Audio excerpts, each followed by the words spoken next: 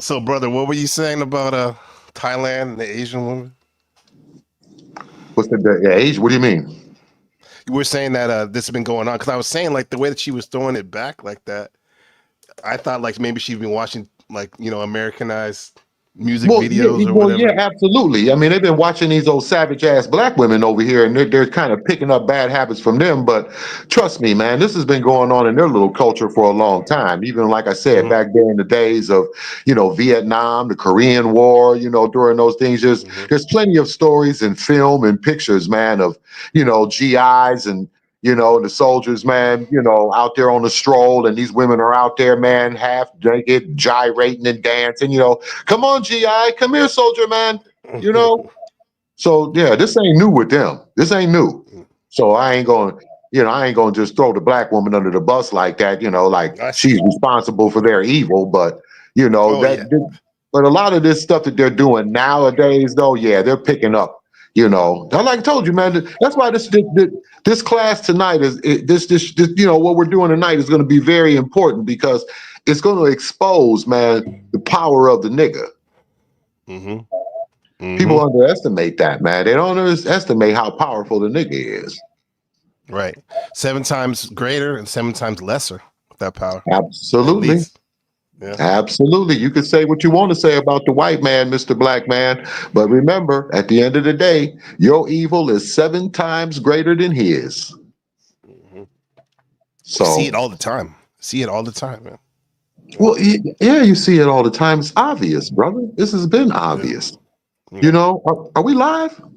We live. We live. Oh, Yeah. yeah, man. It's it's been obvious, man. I mean, you know, it's it's just sad, man. And it really, it doesn't bring me any joy or any pleasure to have to say the things that I'm going to say this evening. But, the truth is the truth, man. And, the truth needs to be said, regardless of who likes it or who doesn't like it. I could care less, personally. Right.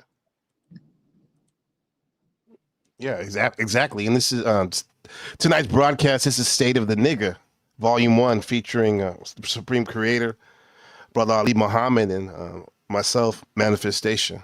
And it's NPC The Game live channel. Because it's been it's like that Tupac song, All Eyes on Me. The All Eyes is always on the original, man. It's always been like that. Always been like that, and with that comes a lot of responsibility, you know. Um, People are looking to us to. That's like me living out here in Taiwan. I call it District 13 from the Hunger Games and shit. Like this place out here. No matter what I do, everyone's eyes are on me. Even more so than some of those other places in the West because I stand out. I'm different. I'm strong. I'm taller. I'm stronger than probably most of the people and stuff.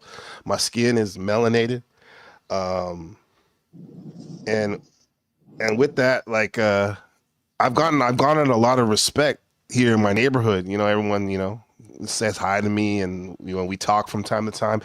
But the thing is, like when I first got here, brother Ali, I kind of took it weird because I'm so conditioned to the ways of the wilderness in North America that when people be staring, I'd be kind of giving them like a mean mug back. When in fact, I think they were more of them, more or less, they're more curious because they never really seen anyone like me before.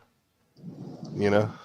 Yeah, yeah. I mean, that's it's very possible. I mean, actually, it's very probable too. Yeah, yeah. Um, yeah, I mean, you're over there in another country, another land where your race is not the dominant race. Actually, Hmm. it's very, very minority. It's probably more white folks there than black folks. Yeah, I would Yeah, I think guess. so. You're Yeah, right. and then there's probably people from India and other Arabs, and then you have to factor in all races. But I would imagine that there's probably very few blacks there, maybe Africans, but Oh yeah, not there's not quite a few not Africans. yeah, Yeah. not Black And, Americans though. You know what I'm saying? no, very rare, very rare. And funny that the Africans, literally from Africa, they click up too, which is understandable, because I mean they're from the same continent, and probably have similar cultures, and there is something to be like a little divide. So sometimes you got to go out of your way. Go out of my way just to say what's up to them, And then once I do that, it kind of breaks the ice or Well, whatnot. them ain't your people. Right. I've been Right. trying to tell these dumb niggas this shit for years, man. They just don't want to hear it, man. They rather hold on to, the white daddy's fairy tale of, you all come off the boat from Africa, nigga. And they love that story. I'm telling you, man, they hold on to it dearly, Yeah. and they flat out refuse, to go do the research. And it's some simple research. Very Yeah. simple. Yeah. You'll find out, man, that very few slaves came off the slave boats on the shores of America. They took slaves from right here in this country because there was blacks in this country, Mm, people or mm, melanated people, the right. brown and the copper colored. Anybody that goes look up the original definitions of American, what an American is, they will tell you, man, that it's the indigenous people of this land, the copper colored people of this land. Mm, So yeah. and if you look at and the color of copper, that's brown. You know, Right. all that Hollywood depictions of light-skinned people with feathers in their head. That's Hollywood. Right. That's the illusion. That's the trick. Right. You know. Copper, bronze, that's brown. Like, even in their Bible, it says Jesus had feet like bronze or like brass or whatever, and then hair like wool. Mhm. So, but so those so-called Native American Indians. Those were original people. You think? Well, yeah. Well, first of all, it's incorrect to even label them as Indians. Right. Because Right. once again, man, I've taught this before in some of my other classes, I believe. You know, during the time of Christopher Columbus, the land that they refer to now as India, it wasn't called that. It was called Hindustan. Mm-hmm. So he couldn't have been trying to find a way to the India or to the West Indies, trying to get to that area of the world because it wasn't called that. It was called Hindustan. The only Right. area thing over there is the Indus Valley, the Indus River and the Indus River Valley that runs through there. And that area at that time was rich in trade. Mm-hmm. Frankincense, myrrh, oils, fabrics, all different types of things. It was just rich, that whole area, and I would imagine that there was a lot of trade out of that area with the Europeans, but once they shut them Europeans off, this is their story. And the story is that Columbus, since he couldn't go that way, he figured, well, he'll go the other way then, since the earth is supposed to be round, that he can, backdoor them, and that's cool. Mm-hmm. Whatever. If that's your story, that's your story. But the only problem with your story is you need to leave the India shit out because that area wasn't. It was called Hindustan. Plain and simple. Right. Right. Right. Yeah. Shout out to folks in the chat. Shadow Buddha. He said, shout out to the brother NPC. Good to see you. Shout out to the OC, Orange County over there. Just say no. He said he's in attendance. Look within. Perfect timing. Absolutely. Just got home for work. Just say no said Indo Kush Valley, Ethiopia. Right. Right. Yo, so that Hindustan or whatever. If I'm not mistaken, if we go by the Yaqub story, weren't those so-called Indians with the red dot the first to be grafted? Um, in the grafting process, I guess there was different stages, 7 different stages, I believe, in the grafting process. But Mm-hmm. yeah, through that process, um, their hair, was Mm-hmm. affected in that process of, taking the lesser gene from the dominant and, grafting and breaking that and watering that down. Yeah, you're going to have different, things that are going to come out of that. And one of those things that came out of that was what you see today in India, is where you see a race of people who have very dark skin, but they have straight hair. Right. And Yeah. I don't know this for a fact, but it could be one of the reasons why they refer to themselves as Hindu Aryans. They don't call themselves black. See, they don't play the Mm-hmm. color shit over there. They're not black. No. If you ask any of them, they'd be like, "No, man, I ain't. No, what's that? Black what? No, Yeah. they'll tell you what they are. you know. Yeah. And it's amazing because some of them have some very, very melanated skin, man, rich, beautiful skin. Hmm. Yeah, I think we call those Davidians. I think they call them that in those dark Indians with the very dark skin, like a melanated person. They are melanated people. Yeah. Yeah, Yeah. yeah.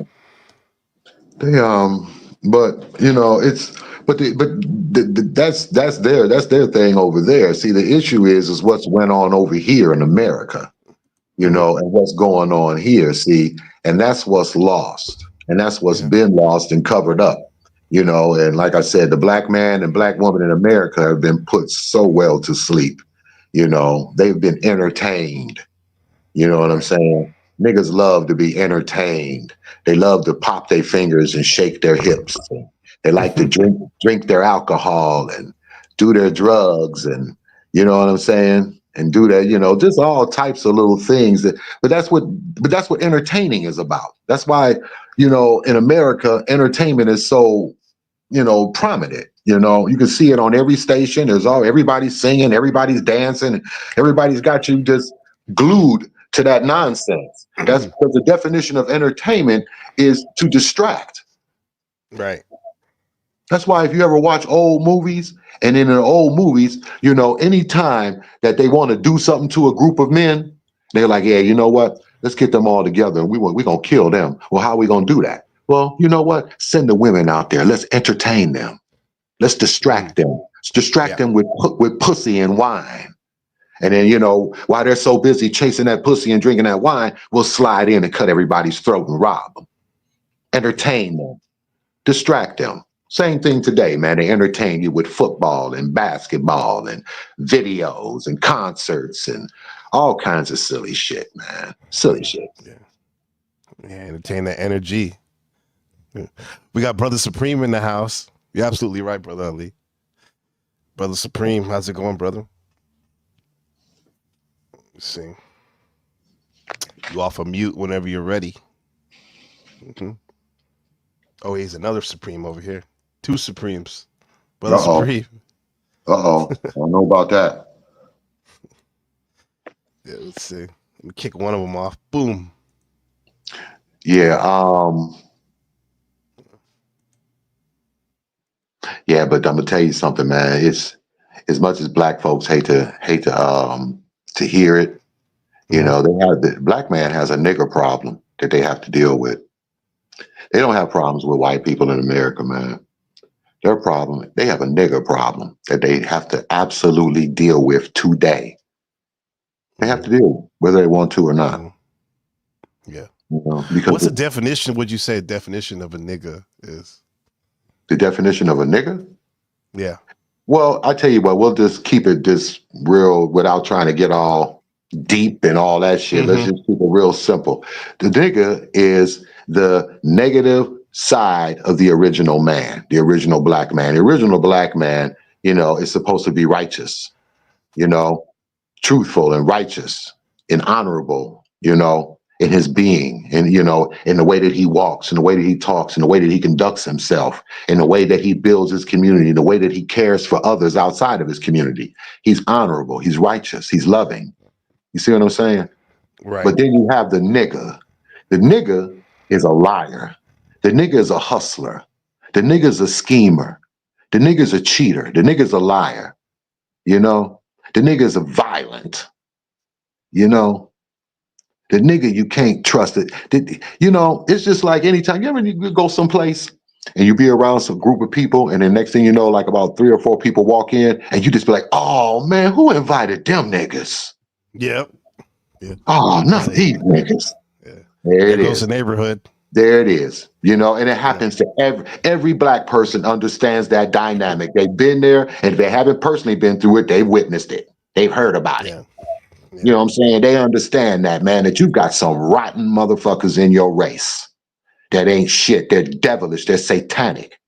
They gave birth to the right white race. And if you claim that the white man is such a devil and he's so evil, well, you gave birth to him. How else did he get to the planet? Biologically and scientifically, it is impossible if two white people were on the planet first. They cannot create anything other than themselves. Hmm. That's it. Yeah, Okay? that's right. But two black people can get together, and like you said, you have a black germ and a brown germ. You know, the black man can create a dark skinned baby, he can create a brown baby. Well, if you put two brown babies together, a brown baby will create another brown baby, or they can create a light brown baby or a beige baby. You see what I'm saying? That's what the black man is capable of doing, but the white man can't do that.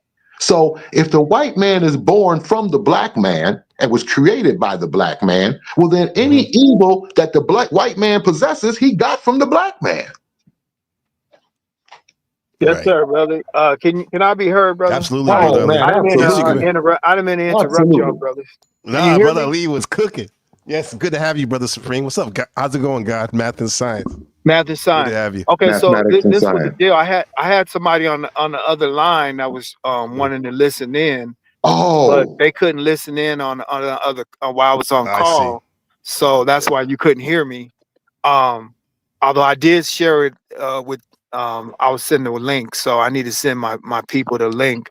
So send me the link so they can. Brother, yeah, I'll do that and I'll put it on your page. Not I'll put live, right? Yeah, we're live right now. Yeah. I thought you started at 7:30. No. We went on at 7. That's what I think I said in the message. I should remind you again. Okay, It's all good, brother. Brother Lee is quick. We're cooking.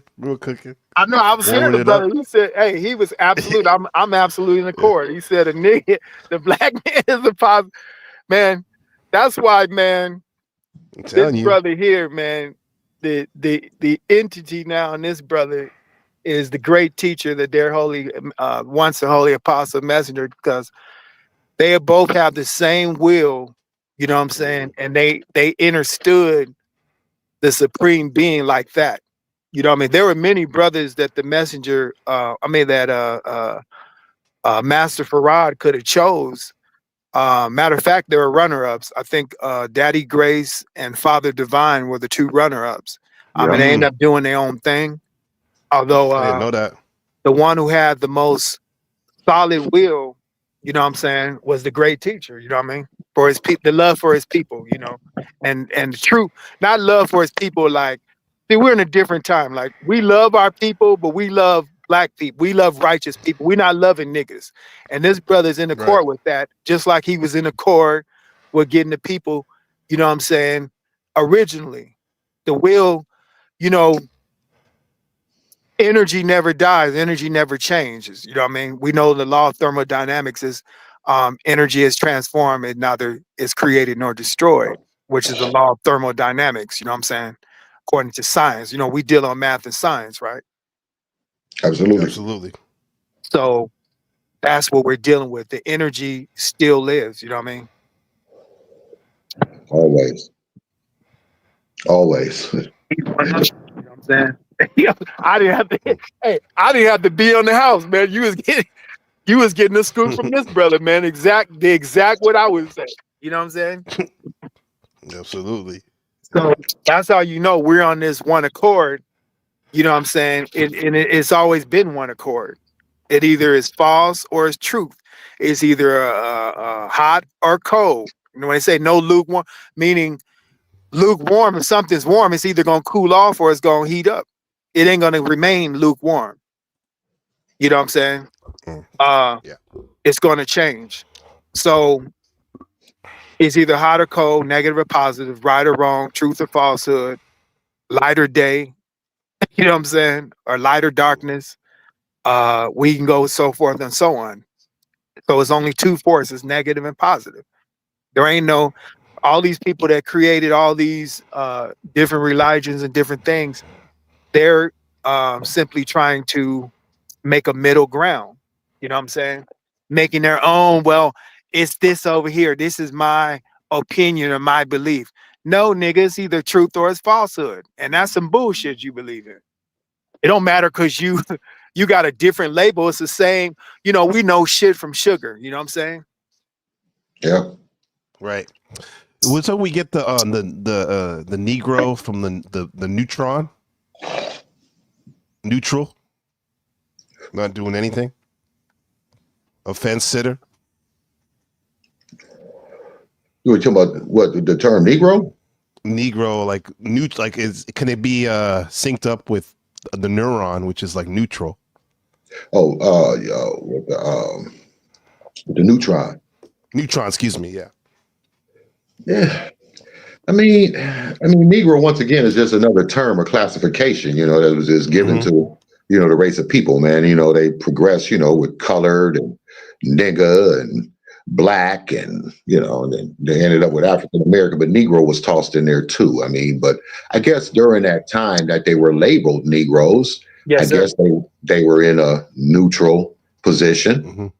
I Mhm. guess you could say that. I mean, if you want to stretch that, yeah, we could do that. But um, but what we're looking at today, I mean, we can always, go over the past and stuff and we can bore Right. ourselves to death with that. But what's That's it. happening today, is just so overbearing, Yeah, look it's at just, this. and Look at it's, this thumbnail, brother.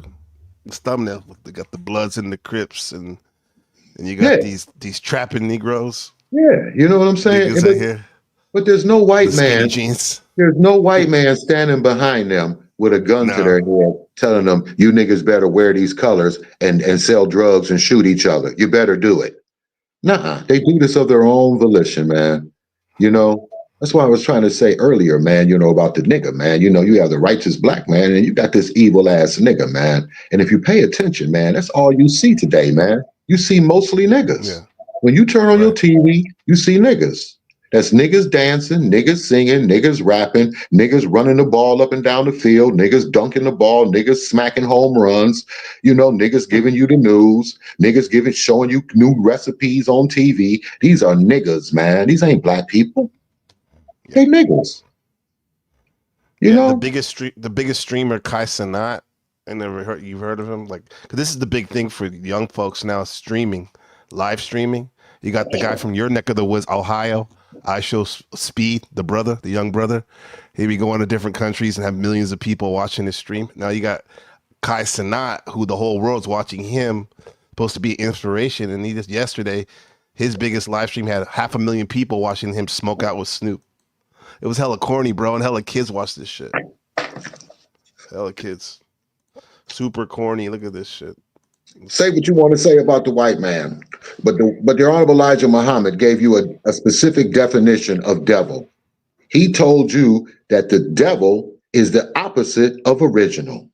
That which is the opposite of original and is made weak and evil in this grafting process. Yeah. But that's it. That's what a devil is. What's Satan? What's satanic? Who's Lucifer? What about all these terms? Now, Right. man, we can start to delve into that. And the devil, and what we were, you know what? When we were growing up, and I think we were all, pretty much was, Christianity Dr. Supreme. was impressed upon all of us. You know what I'm saying?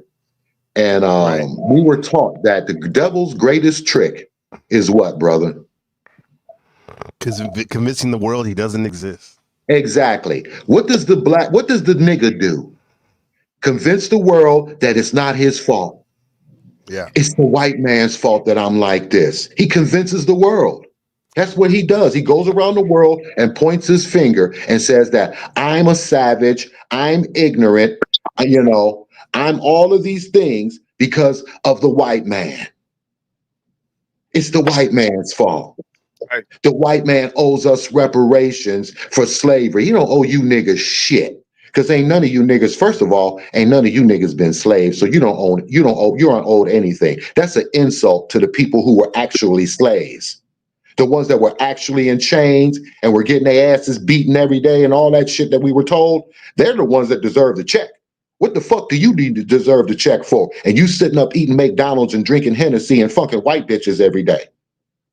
Well, we were told that they've already been given it in different forms, which is the welfare system and all these celebrities with all these millions and billions of dollars. If niggas was collective and they were together as a collective people, and they operate and work together, and they would utilize that money. Or if Farrakhan was worth a fuck, and the great teacher, he had plenty of celebrities that donated. Ali, some of the brothers with I think it was the Intruders or something. Different. I think Shaka Khan was a lot of these people was in the nation. You know what I'm saying? Although he was building, he had his own private plane. He had brothers who learned how to fly in aviation. He had farmland. He had businesses. Farrakhan don't have shit, and Mm-hmm. he has the people, but he ain't doing shit. Right. I remember He's years like, ago. Oh, I'm sorry. Go ahead, Supreme. No, I was just gonna close and say he's like Peter. We don't really get into the Bible book or whatever. People that have, Mhm. he calls him, when Jesus walked the water. The Mesner taught us the water represents the people. When he tried to walk the water on the people, he started drowning. That's Peter. He couldn't walk the waters like the great teacher did on the people. The people represents the water. So that's all I wanted to reiterate. Yeah. Yes, and then also too, remember years ago when we had Farrakhan, he brought all the rappers like Dougie Fresh, Snoop Dogg when he was in his 20s up on the stage, and they were like giving him praise and whatnot, and like those people are just as part of the bullshit as Farrakhan, like his little minions. And look at Snoop to this day. This is last night. There was 500,000 young kids watching this stream. And look at him smoking his blunts and shit with this guy Kai Cenat in the middle, who's like the biggest streamer. This black young man, this nigga, basically. Don't get me wrong, weed is great and all, but it's just like these guys, like they got no respect, bro. They're just playing with it. Yeah. Farrakhan is an entertainer too. That's where he came from before they sent him into. I believe he was sent into the nation. To be honest with you, I've always believed that Farrakhan is a CIA asset. He's a real good one. He's a slick one. They really groomed this motherfucker up nice, but but that's why he didn't mind taking his little fiddle and playing his little fiddle for the Jews when he did that concert for the Jews. And they was, they were just looking at him too. They didn't appreciate it. They didn't like it. They kind of half-ass clapped at the end, like, yeah, that's good, nigga, good. You can play the fiddle. That's nice, And it's just like, why are you playing a fiddle for a group of people that have no love for you? What is wrong with you? His daddy Walcott was a Jew. Walcott is a Jewish name. Right. So he's just fitting in with his people. These are these 10 devils. Obviously, remember, you're the seed of your father. Mm-hmm. So if your father is not an original man, that's what made Master Farad so special, is that he was a seed, although he had the appearance of a white man, he was a seed of the original man, which he could go amongst both white and black and disguise himself because of that. Right. Brother Lee, you said, remember you shared your narrative before about how your father was Mississippi blue black and your mother was Irish American. Yeah, and like that's why you say you understand the devilishment so well. That's probably why you can teach so hard on it. Well, what it does is it gives me a position. I mean, it doesn't make me better than anybody else, but it gives me a privileged position because I don't belong to any of y'all, to be honest with you. I don't. I mean, let's just say, really, let's just be honest at the end of the day, man. I don't belong to the black race. I don't belong to the white race. The white race don't really love me. They cool with me. They dig me. My Irish people, they're like, yeah, they got, hey, Ali, he's cool. But they don't have that real love for me. But then again, black folks don't either. Because any time in my life, because I grew up around black folks my whole life, and my whole life has always been an insult. My color was always something that was always brought up, no matter what. At the end of the day, oh, you old light skinned nigga, you old pale nigga, you old half white nigga. Yeah, well, you know, you ain't really black because you didn't come through the womb of the black goddess. See, you got to listen to that nonsense from niggas. That bullshit. Yeah, that horse shit. Can't win with them. You know, so when you're gonna sit and judge my pigmentation based on the pussy that I came in through the earth through, that's what we doing now. That's what that's the game we're gonna play now. We're gonna play the pigmentation game based on what vagina I entered the world in. Boy, you niggas, man. See, that's what I'm saying about niggas. They're evil. See, white folks have never come at me like that. My whole life, I've never had a white man disrespect me on that level. I went through some other shit with them, but not like that. Not that silly shit. You know, we're calling me pale and calling me yellow and calling me half this and half that. You know, nah, only niggas have done that shit to me. I'm not gonna say you don't belong. You know what I'm saying? You're an original. You're half original, although what you sit with, well, brother, as far as your nature is of the original, which is of righteousness. You know what I mean? Oh, yeah. So you belong. It ain't no color, but we don't deal on color bullshit. It's either right or wrong. You know what I mean? So well, that's my father did that. We accept anybody. You know what I mean? There's white. There, matter of fact, you know, I think in the lessons or something, the great teacher had in there that he said only 144,000 niggas would make it, but 3 million. I think they were called the sons or something would make 3 million of them. White folks would make it, but only 100,000 niggas would make it. You know what I mean? Right. Look at the chat right now. There's only pretty much. I think there's only one brother in the chat. Just Say No is the only brother. Look Within, Chanel Snow, a couple other people. They're all quote unquote white people, but they're bearing witness to the teachings right now.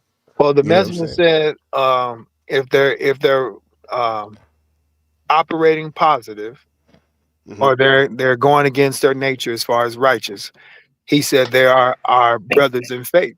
You know what I'm saying? That's right. We share. That's right. And I do.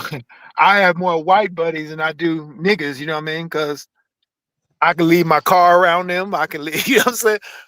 A nigga go on your shit, man, and try to take your shit. You know what I mean? So you can trust the white boy more than you can the nigga. Look at this asshole playing his fiddle here. That's a ritual there. He's showing them that he's their boy. And he's playing their game. You know what I'm saying? In their world. He's the his stage name was the Entertainer. Calypso Louis. So he's doing what he does best, which is entertaining the people, you know. And this is why that bullshit that they say, go where he said go, stay, that bullshit has to stop. Because I've already talked to the people that was there. I said, I shared with them, if that was clear cut, that y'all was supposed to go where he say go and all that bullshit, because they took that for the time. They didn't take that like they try to say this is 30 years, 40 years later. They saying that shit.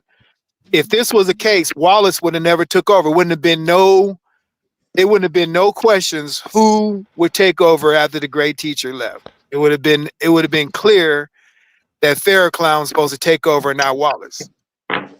But all them niggas, they so stupid and personal. This is where we get over that fuck personalism. They were so personal with Wallace over an asshole that been kicked out, never believed.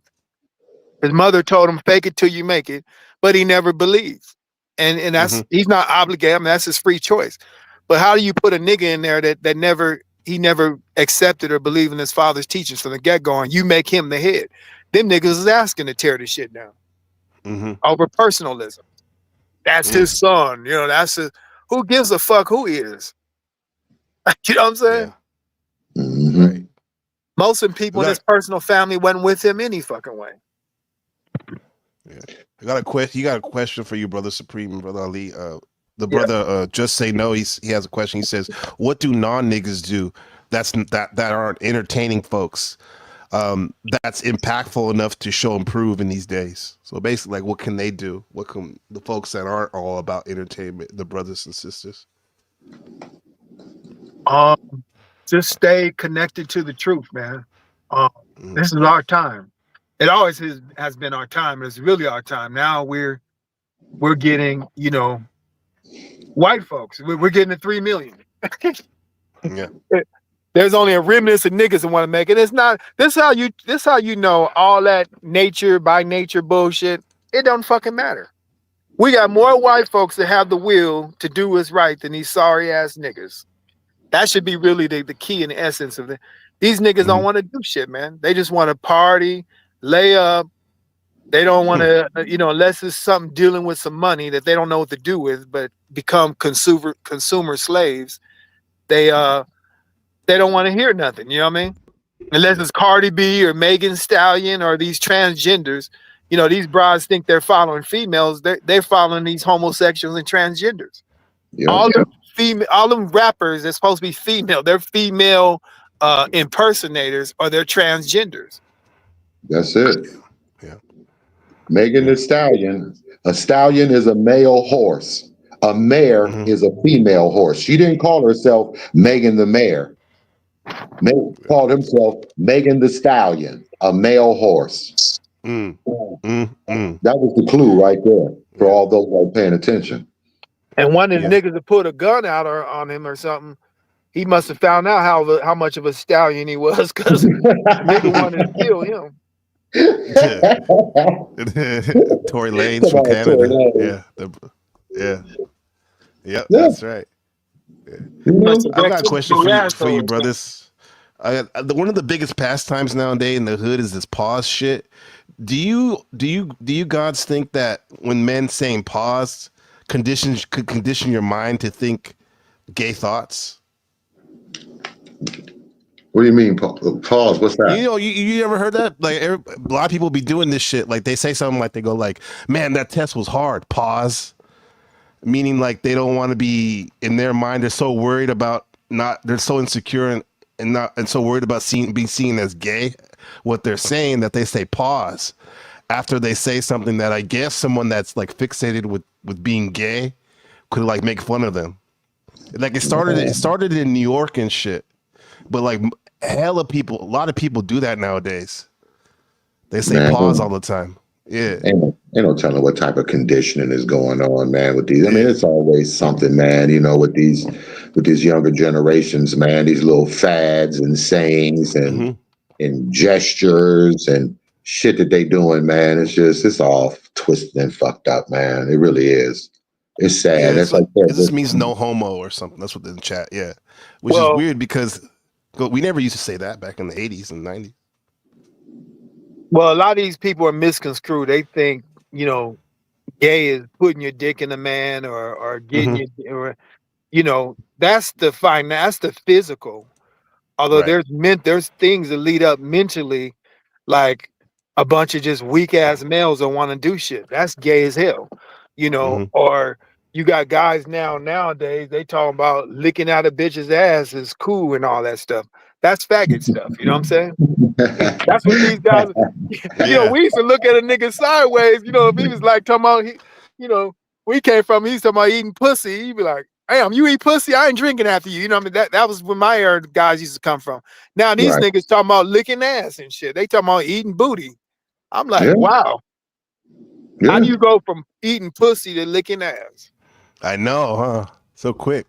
So this whole generation is faggots, and they don't even know it, man. I mean, they've been emasculated.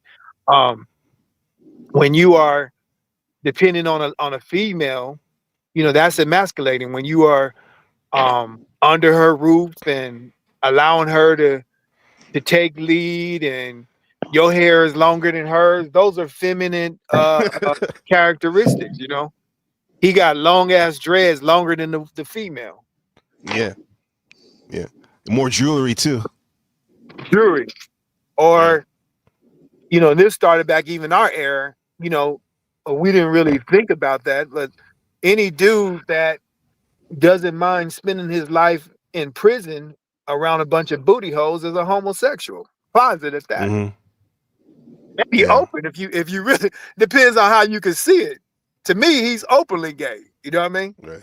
It's like, nigga, you willing to risk not just your freedom, but your manhood as a gender by being around a bunch of dudes the rest of your life? Are you serious? That's gay as hell. Yeah, it ain't worth it. Fucked up, man. I love women too much, man, to be around a damn man 24/7, smelling another nigga's feet and underarms and ass and shit. It's just like, 'cause, a lot of niggas in there, they don't wash, they stink. Damn. Yeah. You know, Yeah. like, man, ugh, man. Yeah. But man, I was gonna say about Farrakhan again too, man. About this is just another example yet of a nigga. It's a bow tie wearing nigga at that. Now he's was one of the main proponents that was out here pushing that reparations nonsense. Now they got everybody's talking that silly shit, reparations. These niggas want some free money and shit. Like I was stating before, about a condition that none of them went through, had anything to do with, but they want to check for it, But here's the funny thing. This is what's evil about this whole situation. What they don't do is they don't explain to you, how did the European get his hands on African slaves? Now, they want you to believe that these Europeans took some little wooden boats from Europe to Africa with some muskets. We ain't talking about AK-47s and automatic weapons and satellites and GPSs and all that shit they got today. With muskets and knives. And you think that these white boys, you Europeans, went up into the dense African jungle through all the lions, the gorillas, the poisonous snakes, the insects, the malaria, the heat, and the tribesmen, and they drug millions of people out of there against their will. You believe that bullshit? That's impossible, man. They couldn't have pulled that off. But matter of fact, they can't go to certain areas of the African jungle today because of how dangerous and dense it is. It's just it hasn't even been explored. It's unexplored. Right. It's just because they know, man, it takes too much. We have to be prepared to go up in here. You don't just stroll up in the jungle and think you're going to kidnap somebody, man. You must be out of your mind. The African jungle? So how did they get their hands on them then? Well, there were slave markets on the shores. The white boy didn't have to go into the jungle to go kidnap nobody. They bought and purchased slaves at slave markets on the shores being sold by Africans and Arabs. Okay? So when you're asking for reparations, how come one of the things on the list is we need them Africans to be paying us, man? They sold us into this condition. Mm-hmm. And not only that, there's historical record in this country that over 3,700 free black people in this country, in America, own plantations and slaves. Are you asking them 3,700 people and their families for reparations? Nope. So what you're doing is you're sweeping the evil of niggas. You sweeping their evil under the rug and be like, no, let's just hold the white man accountable. Let's call him evil. Let's call him a slaver. Although we're the main ones that were responsible for slavery, he couldn't have gotten their hands on the slaves if it wasn't for us. But we'll just make him the villain. See, that's evil, man. That's some wicked, low down shit. And this is what niggas will pull. If you sit around and listen to them, they'll convince you of it. Like, yeah, you know what? They did that. They did do that to us. They do owe us. Man, the white folks don't owe you shit. You hear me? They don't owe you a damn thing. You living good, nigga. You're walking around here with Louis Vuitton purses. You're wearing expensive shoes. You live in some of the best neighborhoods in this country. You living better than white folks. You go to colleges and campuses with white people. You're taking classes. You're getting degrees. You're professors. You're judges. You're lawyers. God damn it, you was the president of the United States. Right. I mean, goddamn. Nigga was president of the United States. Well, he was half, but he was nigga a gay nigga. Yeah, I mean, but how much more? How much more can these white folks do, man? You know what they did? I'm gonna show you how evil the black man is. Let me show you I'm gonna show how evil the nigga. Excuse me, how evil the nigga is. There was a time in this country when San Francisco, California, was worldwide recognized as the homosexual capital of the planet. San Francisco, everybody knew that. You can go there and see all kinds of weird and gay shit in San Francisco. Down to Atlanta. Yep. So during that time, though, the white folks was running and controlling Atlanta, Georgia. But they decided, you know what? The black people down here are starting to outnumber us in Atlanta. They're crying and clamoring about us not treating them right. Fuck it. Let's just give these niggas the city. Let them have Atlanta. And what did the niggas do with Atlanta? Did they turn it into a righteous Mecca? No. Did they build pyramids and sphinxes? Yeah. No. They didn't do any. What did they do? They turned it into the new homosexual and STD capital of the planet. Not of America, of the planet. That's how evil a nigga is. But yet they'll tell you that they used to be the pharaohs. We used to be pharaohs. We used to be the lions of the planet. We were the kings. We were the goddesses and the queens. We were all these wonderful things. But you don't see none of it. Where is it at? I don't see no pharaohs. I don't see no goddesses and no lions out here. I don't see nothing but niggas on my TV doing niggerly shit. And it's sickening, man. Well, go ahead. The neutral of the void represents the darkness, right? So as the first physical creation came out of darkness, so shall it be in this end. The darkness is the niggas. So we're the gods who are woke or left, who are coming out. You know, we don't need these niggas, man. We're gonna come out and we're gonna make other gods and goddesses like us. You know what I mean? It only takes, you know, a village of us to start to transformate and start to teach those, you know, our children and those under us. You know what I'm saying? We start teaching them. Although all this bullshit gonna be taken away from these niggas, you know what I mean? All this free shit and all that. You know, we getting rid of all that. Because really the Democrats been running that shit. The Democrats been having these niggas under a curse, really. You know, with the child parenthood and the welfare, the high crime. You look at the demographics of the Democratic rule of stronghold. All these major cities they all vote and press that D, and they have high crime. You know, all the Democrats, including Biden, Clinton's the one that did the 3 strikes law. Yeah, that's right. These Democrats have been behind the scenes, behind the crime and the high imprisonment rate for these niggas. And none of them complain about them. They still go and pray. I'm gonna vote for Obama. I'm gonna vote for Kamala and locked up 1,500 niggas over weed and whatnot. And they go, I'm gonna vote for the sister. You know what I'm saying? Or I'm gonna vote for Biden. You know, so they've been programmed under these Democrats, man, to see and obey and not question. They've been the Democrats have been the plantation owners.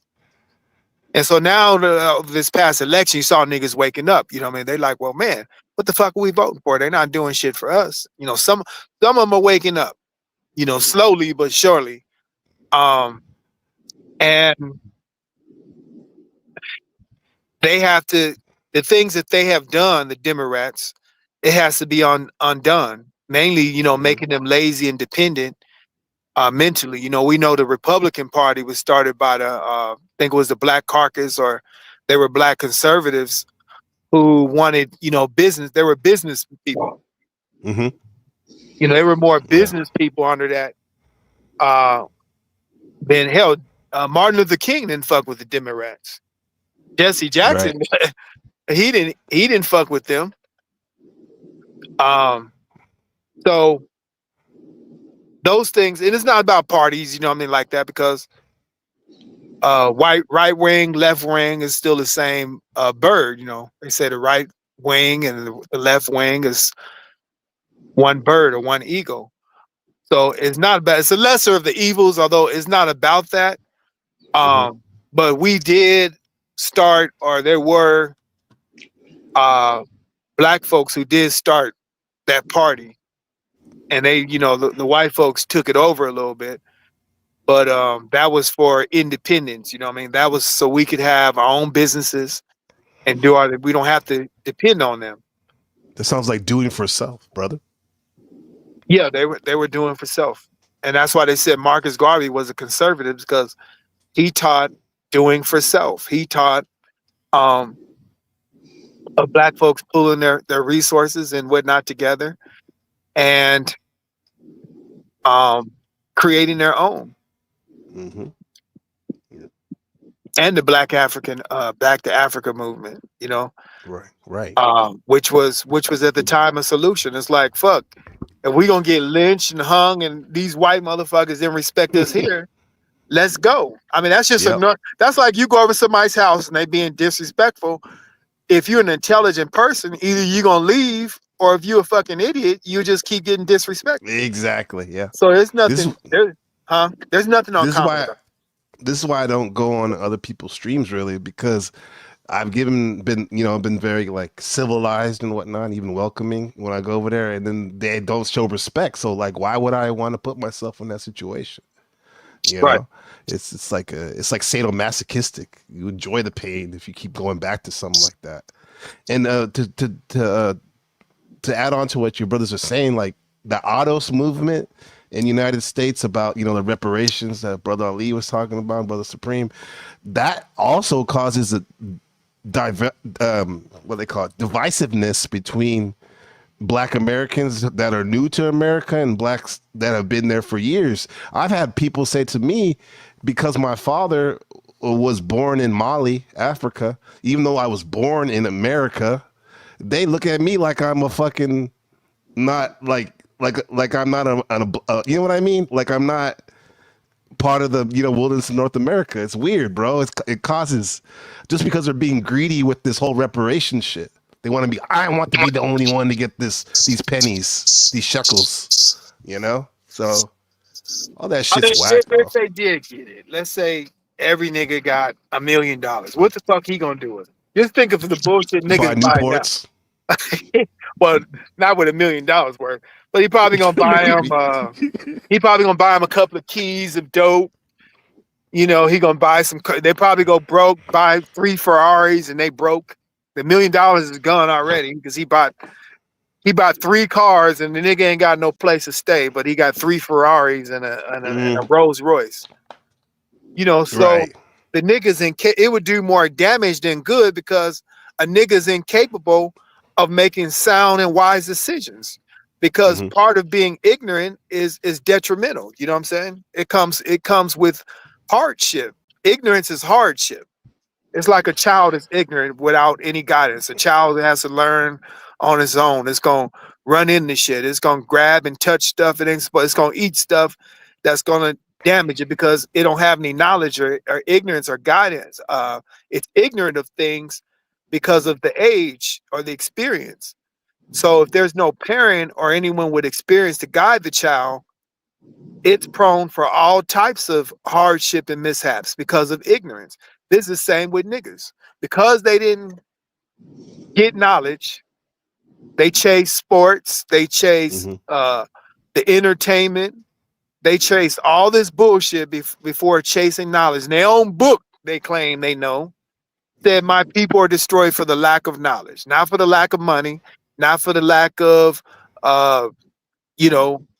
numbers or population, not for the lack of religion, not for the lack of none of those things. They didn't have knowledge. Right. Yeah. Absolutely. Lonnie says, "What's up to the brothers on the panel? Much love, Brother Lonnie." Yeah. Respect. Peace, Lonnie. Respect. Yeah. Just Say Nose has an interesting comment. He was saying, listening to Malcolm X, I believe he was like a conservative Republican as well, or a nationalist. Thoughts? I mean, like Brother Supreme had just said just a second ago, when he was giving you the rundown, they, the Republican Party, it was started by Black folks, man, in order for them, to, after slavery, man, they wanted to build, man, and do for selves, and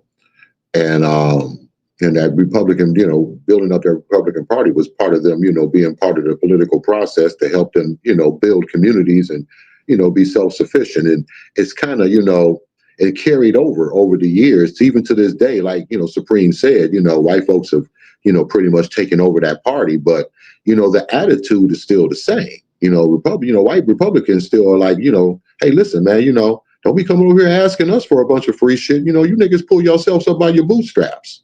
We ain't getting ready to hand out a bunch of free checks and food stamps and all that shit. That's the Democrats, man. Go get that from them niggas, But we don't do that over here. Now, you come to us, show us a plan. That's what Trump was telling them, bring me a plan, Yeah.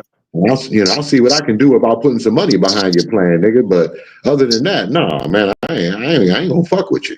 And that's what he needs. The Democrats fear his policies because some niggas do need to bring back some of that segregation back, because when a nigga was forced to hire his own, it was, he had more going on. Mm-hmm. Sure did. When you was open to work for master rather than your own people, you went and ran and worked for master. You know what I mean? So it killed all the black businesses, went down. Because now a nigga can go, like you said, chase him some white ass and go work for master instead of his own brother's business. Support master instead. He can go, he said, well, fuck his own brother's restaurant. He can go eat now at master's restaurant. So all the niggas all the money ran to master because now the niggas can go spend with him. Yeah. Yeah. That's a shame. I see this. Just Said No was saying that Arabs and Indians buy wholesale and illegally sell loose cigarettes. That sounds like a nigga to me. That sounds like a smart business decision to me. Shit, I could break these motherfuckers down and make more money selling them singly. Shit, hell yeah, run it. Because here's the thing about it. What they sell a single cigarette for? Man, them Arabs, man, they be selling niggas for a single cigarette. I think like a dollar or something. $1? Like, yeah. Mm-hmm. It's like 50 of them in the pack, and they'll sell them one cigarette for a nigga pay. Because we know large minds deal with ideas, small minds deals with the event. So the nigga, he ain't looking at the idea that okay, $7, I can get a whole pack. You know what I mean? He's impulsively thinking at the event, like, I need a cigarette right now, I ain't got $7, but I can try to give me $1 for one, after that one cigarette, then what? I'm not advocating niggas shouldn't be smoking anyway. You doing nothing but harming and poisoning your body. Although I'm just saying, look at the mindset of a nigga that's poisoning his body or anybody. You can tell the IQ level. A lot of those people are impulsive, and this is all races that smoke. They're impulsive. That comes with that mindset is impulsiveness, event-minded, and small-minded. These people, they're not looking in the future toward their health. They're not looking at they're gonna have throat cancer and all that. They're looking at right now. They have anxiety issues, or right at this moment. You know what I mean? That's an event mind, which is a small mind. The event mind, yeah.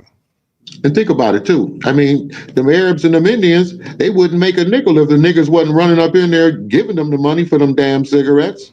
If you can't afford it, if you can't afford a pack of cigarettes, then that means that you don't need to smoke no fucking cigarettes. You can't afford to have it, so you don't need to have it. It's a nasty ass habit anyway. Even if you could afford it, it's nasty to have. But it looks more ridiculous for you to have a habit that you can't afford. That's stupid. That's like buying having a car, going out and buying a Ferrari, but you can't afford the Ferrari note every month. Right. And the insurance and the maintenance and the upkeep. Man, I walked in there, them damn Arabs was selling niggas a 10-cent pack of Top Ramen noodles for $1 something. They know niggas can't count, man. No, man, Niggas' math is off. And that's the event mind. The niggas looking at, okay, I need to eat now, so I'm going to spend 10 times the amount for one pair. Yeah, it's also too because those neighborhoods are food deserts, and they don't want to take the bus to go to the supermarket that maybe is a little farther than what their, walking distance or whatever. So they have to go to those convenience stores, Right. which charge you like a markup of like at least 30 to 40%, Yeah. if not more. Yeah. Right. Well, Even and they can do that. Even a white They can boy, do that, even a right? white boy, hold on, brother. Even a white boy don't want to fuck with niggas. And the reason why I say that, name me one Walmart or supermarket store that's in the hood. They got to go outside the hood to shop. Hey, Give me one brother, store. Supreme, we had Tell me a one. We had Walmart one. that's in the hood. They don't Yeah, want to What deal with happened? niggas trying to steal every moment, all that bullshit, man. They ain't got Yeah. time. They in for business, making money. They don't Yeah. have time for bullshit. Yeah. We had one on 73rd and Deep East Oakland. That shit didn't last more than 5-6 years. It's done now because people's cars were getting broken into, like all this crazy shit, bro. People getting robbed in the parking lot, runouts and shit. Yeah, You know, done. I'm gonna tell you what, man, bugs me about that situation with them Arab and Indian stores in the black neighborhoods. You know, niggas, man, they make me sick to my stomach because they get to talking that bullshit about, man, these racist ass Arabs and Indians coming to our neighborhoods and selling us this shit up and jacking up the prices and doing this and doing that. Well, wait a minute. You mean these same group of people that came into your broken down, dirty, nasty ass neighborhood where you niggas won't put a convenience store up? You got all these dope men in your neighborhood with money. You got all these church people giving all their money to the church, but y'all won't put a grocery store in your neighborhood. But you want to talk shit about the people that come into the neighborhood and do open a store. And then you know what? Sometimes a lot of them Arabs, because I used to work in some of them Arab stores, some years ago, man, when I was back out there doing my 1-2. But and I used to watch them. A lot of them little grandmothers and women in the neighborhood, they could come in there and get credit. Hey, Ahmed, I don't get my check until the end of the month. Can you let me get about $50 worth of? And he tell you, go ahead, mama. Go ahead and get it. Come see me at the end of the month. See, so you can talk shit all you want, niggas, about Ahmed and them Punjabi motherfuckers all you want. And yeah, they dirty. Don't get me wrong, they some low down motherfuckers.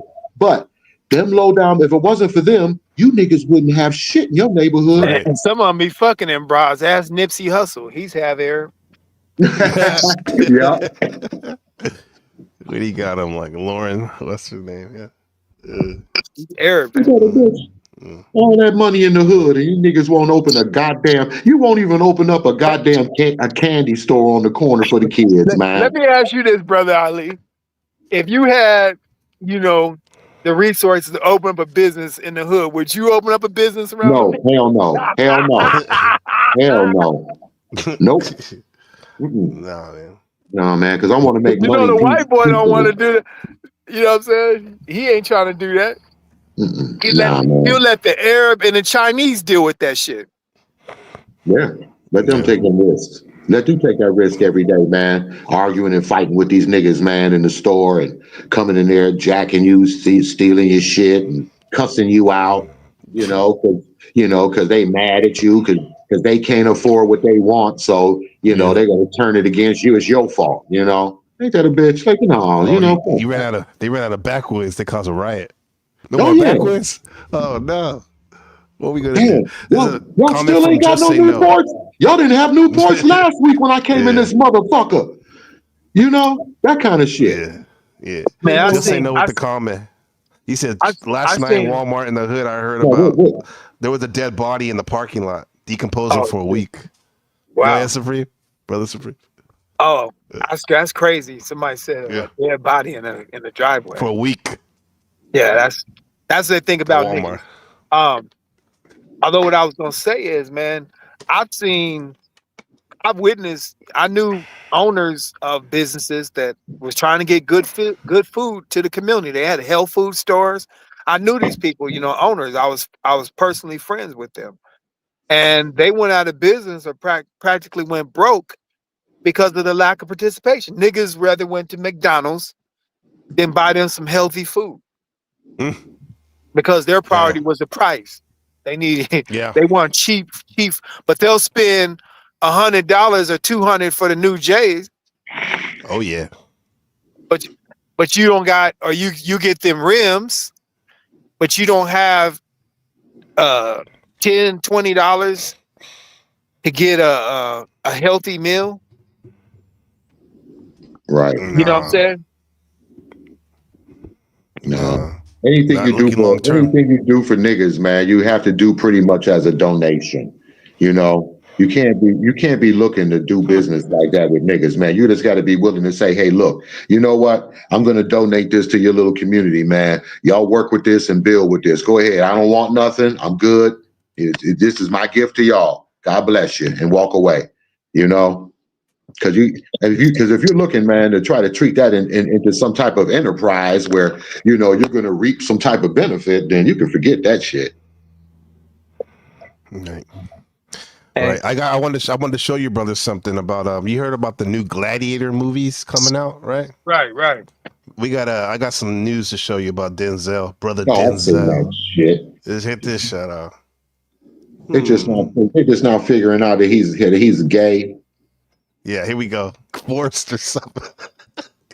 You know, and I kissed him on the hands. You see, they kiss him on the hands, right? That lets you know this nigga done been fucked and sucked and everything. Yeah. If that's not a big deal, he's saying kissing nigga on the lips not a big deal. You know what I'm saying? Well, he said right there in this interview, he said he kissed him on the hands, right? But listen to what he says on this interview.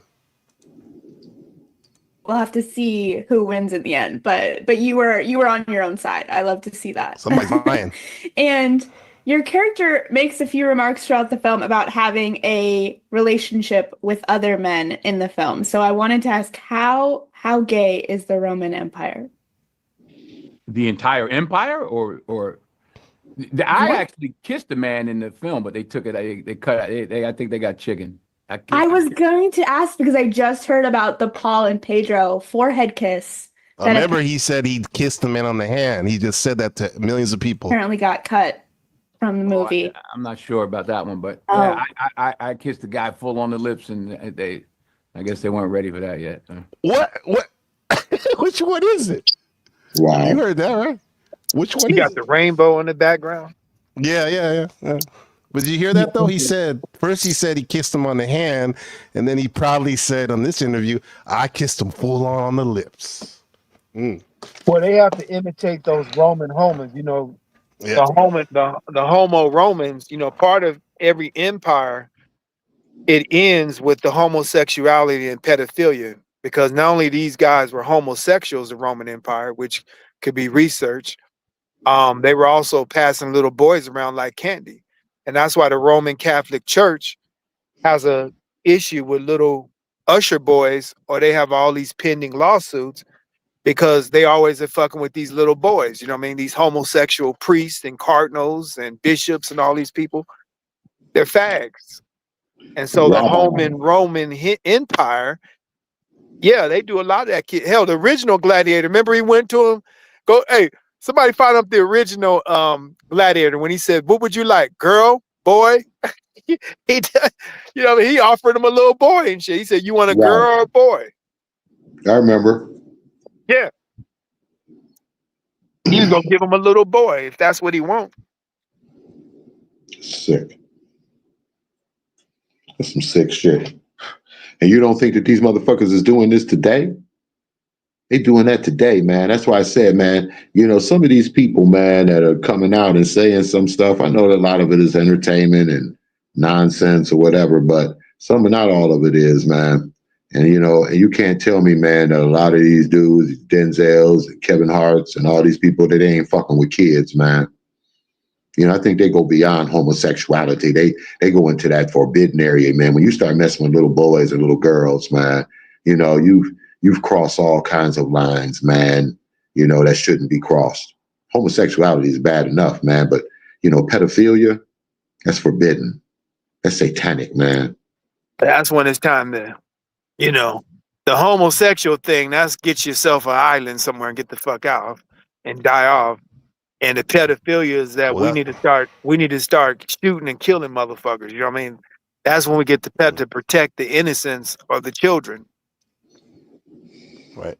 This is what it's such a high ranking ritual for these satanic bastards, the children, because they're the most innocent. That's why they covet that shit, because they're so wicked and want to twist everything that's beautiful about creation. You know, so Did you all see uh the post I put out about this new Disney movie out and it's got the pedophile sign on it? I think it's Mano or some shit. Oh my Oh, It's yeah. goodness. got a boy lover, I think, on the symbol. But Mm. those little slick we know Walt Disney was a pedophile. There were people that were children that would go to Disneyland, and they had they got tunnels in Disneyland or Disney World where they kidnap the kids and take them in these tunnels and basically traffic them. Yeah. Yeah. That's the I had sad a shit. video ready for yesterday. I mean, for last time. I'll bring it up again. What you were talking about. Yeah. They don't. It's just, oh man. You have to ask yourself too, man. What do you do, man? You have, you only have, one of a few solutions to this situation, man. Either you put somebody in charge, man, that's fearless, and he better have a army behind him because he's going to need it. Who's willing, man, to enforce laws that's going to change all of this, or Mhm. you just destroy it all and start over, man. Wipe it clean because it's just it can't be saved, it can't be fixed. It's just too far gone. It's just too much. It would be too much trouble and work trying to save it. And then at the end, what are you saving? A handful? Yeah, it's like if you have a house full of dry rot on it. It's like if it's most 90% dry rot, it's like you can't. What are you gonna do? It's better just to knock out the whole house and start over again. Yeah, you can't just run around and just patch everything up, man. That Right. patching shit don't work. Would the patching be in terms of this organized religion, for example? Well, no, the patching is, right, like in today's times is, trying to, push new agendas and enforce new laws, man, on people that's not going to work. Just like, right, like, for example, if you just was like, okay, look, fuck it. I know how to stop pedophilia in this country. We're going to execute everybody that's guilty of it.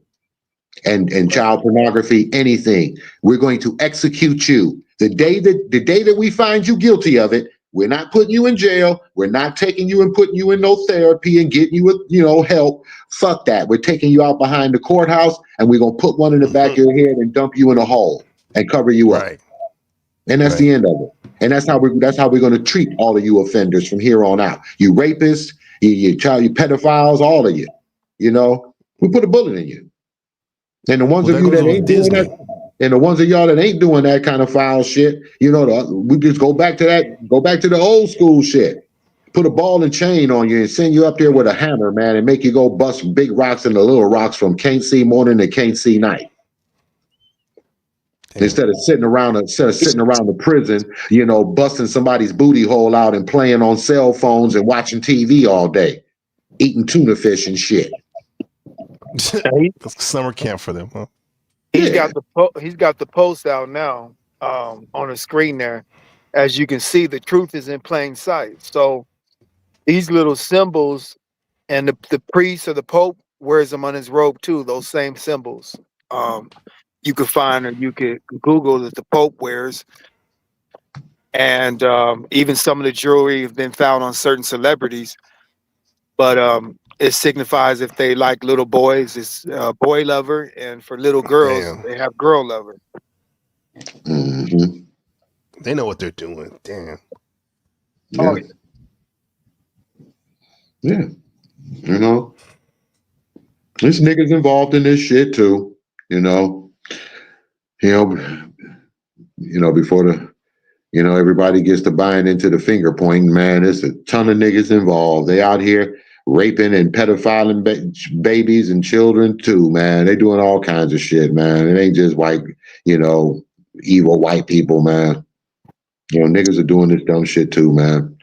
Once again, the state of the nigga, out doing more evil, than his master. He's got to show his master that, yeah, master, I can be just as evil and more evil than you. Watch this. And they're doing it. They doing it. They doing it.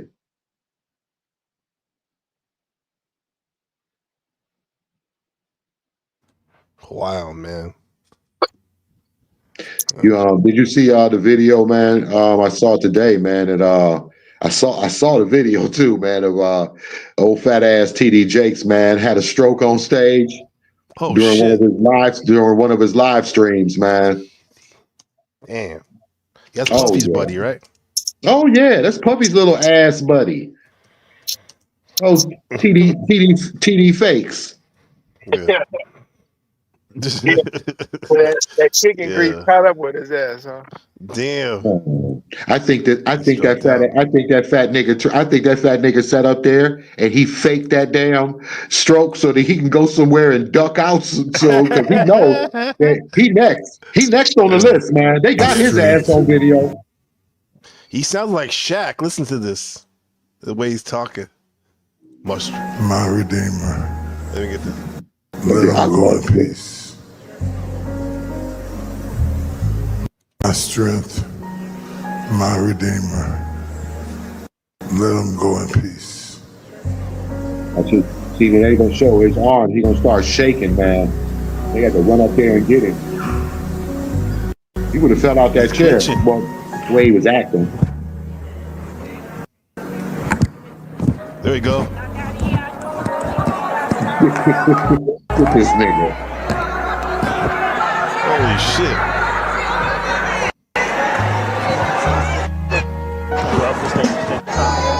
Take your time.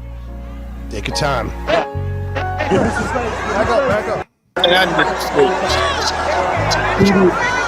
He fakes. That's TD fakes for you. TD fakes. He's about to TD meet fakes. Eddie Long. Bishop Eddie Long. Eddie wrong.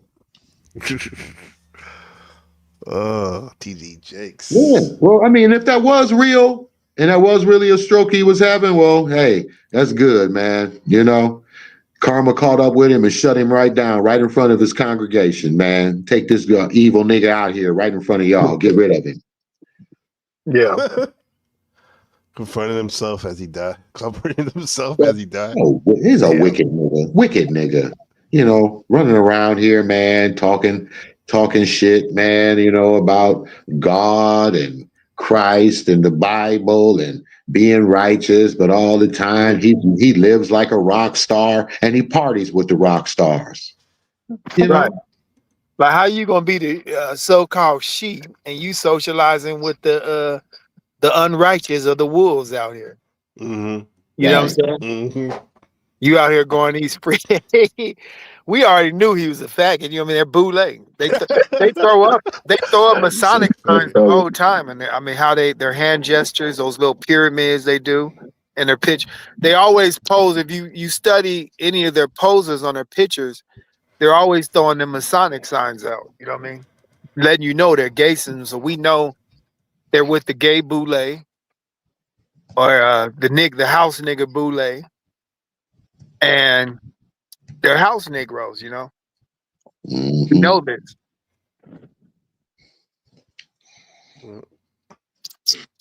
And what's the job of the house niggas? Keep the other slaves. That's You get right. You get a big piece of cornbread. In other words, they get millions of dollars, like Ferry Coon and all of them. And Mhm. all their job is to do is to keep niggas on the plantation. Don't let them leave the plantation of the power of white America, the rule of the white boy. That's their job. That's what I say. The boule are watchdogs for America. That's what a nigga is. He's a pet. He's a watchdog for white America. Yep. You know, Manager. Huh? he don't want to. He don't want his own. You know, we start talking about doing for ourselves. You know, nigga ain't trying to hear that. He trying to, you know, dress up, get all this luxury shit his master makes for him, and get his little check. You know, and that's how house. That's what really made house niggas is back in slavery. They just worried about them and themselves. You know what I mean? That was a divide and conquer tactic. And these same house niggas today, they're not concerned with the people. They're concerned with their house Like TD Jakes, he probably got 2 or 3 mansions, 10 $10 million homes or $3 million houses. And he's good. P. Diddy had a fucking house in California, 30 million or something. I think he just paid off his mortgage 30 for it. million. Yeah. Wow. With a tunnel underneath. All them Hollywood houses got tunnel. They all connect together because Hollywood has been running a human trafficking ring on the low. Right. Didn't they say his house was connected to the Playboy Mansion or something? Yeah, and the Playboy Mansion got tunnels all through that motherfucker. The tunnels where they transport and traffic the kids or some adults or whatever, you know what I mean? Even little Joe Biden had traffic. He has an island.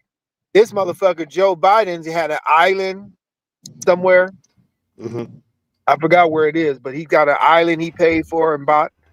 He's got other, he got lots of money, that they're making off of not being politicians, but they're making on the side. Look at this. Have you guys heard of Mike Todd? This pastor, this young pastor that be wearing like $10,000 suits and shit. And listen to this guy, bro. He's really big right now. It's just a short clip from The Dissenter, so we'll watch it in full and comment after. So this is a temple, okay? This is this I'll new move this preacher out the that's way, 'cause most we don't need popular in these America clothes right no now. more. I need Another everybody to Negro. see this. Yeah. Another nigga. If this is the temple, the house of God, Looks like a faggot. He's I'm just super gonna start faggot. acting how we be acting with our bodies He has all these props and shit. in the house. Yeah. My favorite is Looks like Chinese he like food big dicks up his ass. and ketchup. They had that little stiff walk. You saw that? Why you so bothered? Who gonna clean it? Yeah, this is just the He house of about God. to pour syrup on his just a Bible. house. Their Bible they love so much. Just a house. He's over dramatic like a Who female. cares? Right. I lift my hands in the Listen to him Nigga singing, I singing lift like a my woman. hands to give you He's the a fag. glory. I lift my hands to give praise, and we will praise you. You got a man bun. Niggas that's dramatic and just extra like that. Yeah. You use that fags be like that, you know what I mean? Oh, yeah. They'll get Right. It's just a dramatic temple. and shit. He learned that from his mama growing Syrup up. all over the Yeah. communion. Don't care so much. He's putting syrup on the Bible. Yo, stop acting like you care about this.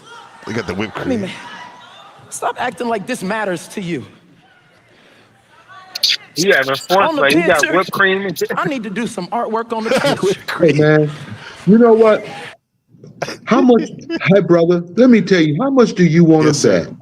How much do you want to bet that when he was little boy, his mama came in the house and did that exact same thing? She came in the house and was mad because they didn't clean up. So she turned around and just destroyed it. Like, well, fuck it then. Y'all don't care about it. And she destroyed it so that they could have even more to clean up.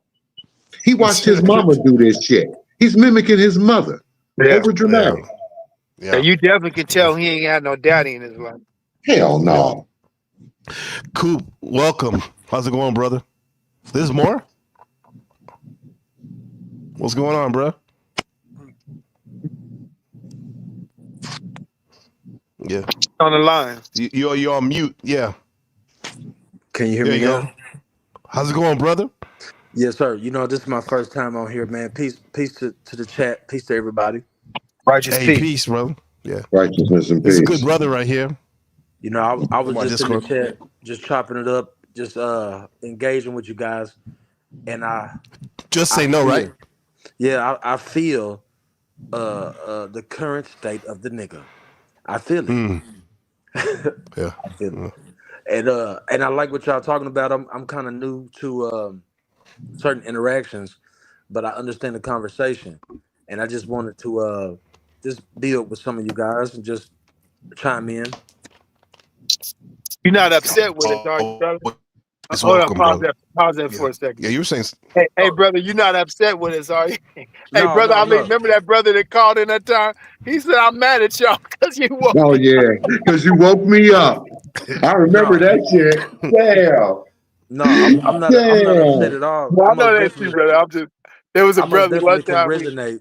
I most Yes, definitely sir. can resonate with the behaviors, you know, and I try to enlighten my folks, but it's like balancing between light and dark.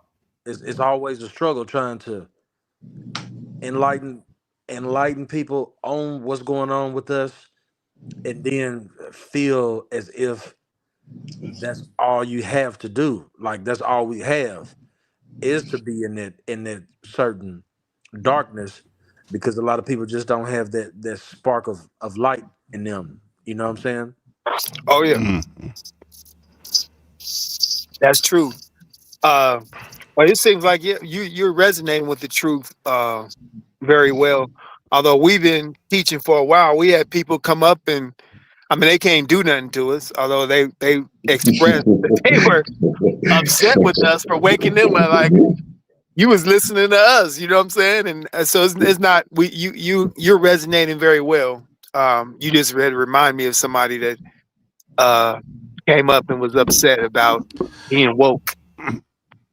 this brother's very hungry, brother Supreme. He's I met him years ago on Facebook, but recently we've been building this last, I don't know, like 6 months on my Discord. And quite honestly, he's motivated me to be to go even harder with the truth, you know, because I get little sidetracks here and there, but this brother's hungry for the truth, bro. That's where it starts, man. That's how we'll know, the power of an individual because you'll want that power, And I don't want to put too much on it right now, but I'm originally from Arkansas, and I moved to a town where everybody was related, and I had blacks and whites both see me as something that I didn't see myself as. So now, fast forward, the DNA testing and all this stuff popping, and now we all Israelites and we Moors, and it's opened me up to, I guess, how things are presented to people. But some of my best friends was white, and they wanted to join black street organizations, and I just told them to be themselves because I understand why you want to be with this, but be yourself. Right. Fast forward years later, they get locked up. They go through life. They leaders of the Aryan Brotherhood now. Mm. Two. So it's almost like you align. Racist means for your race. When people say I'm a feminist, they for females. They don't say, Mhm. oh, they're sexist. They're for females. Yep. You know what I'm saying? When Yep. you say I'm a black nationalist, you know what I'm saying? Now, why is it niggas can say, they cool with black nationalism, but when a white person say I'm a white nationalist, it's a problem. Right. Right. Right. And that's why I mentioned it earlier about because I've been listening to Malcolm X, and I'm down with the whole movement that we all went through as melanated people, but only picture I got is Malcolm X. That's the only man, and I understand his story, but listening to Malcolm X lectures here recently on Audible, it's like a bunch of lectures, and the way he sound, and especially dealing with the Kamala and Donald Trump, and I see how everybody is so interested in politics now. So I tapped into Malcolm X, and I was just listening to him and his demeanor and his presentation, his elocution. What I'm trying to say. And I was like, man, he Eloquence. sound like a, yeah, he sound like a Republican. He sound like a conservative Muslim, like a black man today would be as a Republican. And I'm like, So it just really made me think about stuff because I hear y'all say the difference between the nigga and the non-nigga, but what example would we be able to present of a non-nigga? A non-nigger?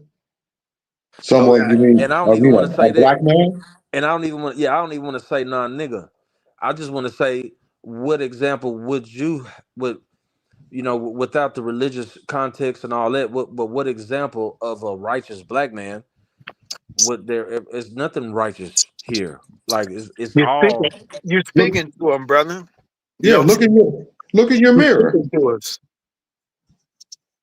You okay. got a you got a He's mirror. talking You got about. a. He's talking about teachers, brother. I got You you. know, I got you. I you got you you. listen. You're listening to one, brother. I mean, and we're humble. Part of being an original man, human means humble, and also hue means melanated. When you say human, you're not only saying I'm an original man with hue or melanation. You're also saying humble. And not to cut your wisdom, I did some research on that a little bit a while ago, a lot of it a long time ago. But humble humility that also relates to humiliation. So I wonder if that has anything to do with humiliation rituals to belittle someone. No, that's I get what you're saying. To a degree, some people do have to. You do have to be humiliated. Not what you're referring to. Although when someone has to go back to zero and they have to accept criticism or listen or learn, they say we have 2 ears and 1 mouth, which means we should speak. I mean, we should listen twice as much as we speak. The same thing with 2 eyes, and we dealing with math, 2 eyes and 1 mouth, which means seeing and believing. A person say all kinds of shit out their mouth. Yes, Although sir. if you're seeing with, one picture is worth more than 1,000 words. So regardless of all of the words out their mouth, one picture, if somebody went to court and said, I wasn't robbing that bank, but they're on camera, they can say all the words they can, but that one picture is going to convince the world. And I'll tell y'all, brothers, I'll be honest. Now, I didn't come on here to be mad, but of course, the conversation sparked something in me because of my personal experiences. But like I said, back home in Arkansas, I moved into an environment where all the black people are related to each other, but me. So you got to go through that. But then on the other side, I would have my white associates. They would tell me, "Hey man, hey Coop, you're not like them other niggers." And I'm like, "Huh? I don't even know what you mean. I don't know if to take that as a compliment or to take that as disrespect." Well, that means you're not a savage, to them, or you have more ethics and moral standards.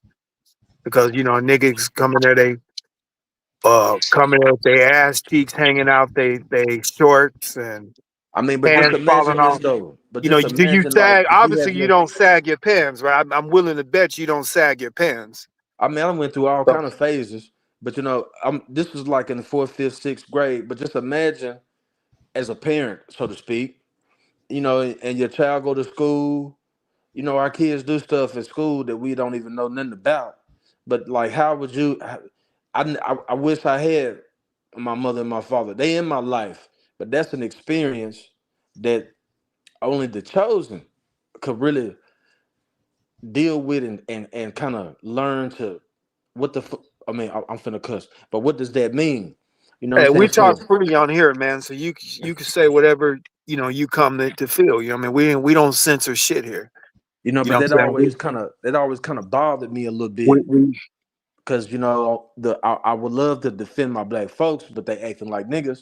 But then I got white folks saying that I'm not like those niggas. It's like, well, who the fuck am well, I? well, they just saying they see something different that you're not, like them typical niggas. You know what I'm saying? Although Hmm. there's white folks is just ignorant, and they're white niggas just like black niggas. They sitting there listening to the same music.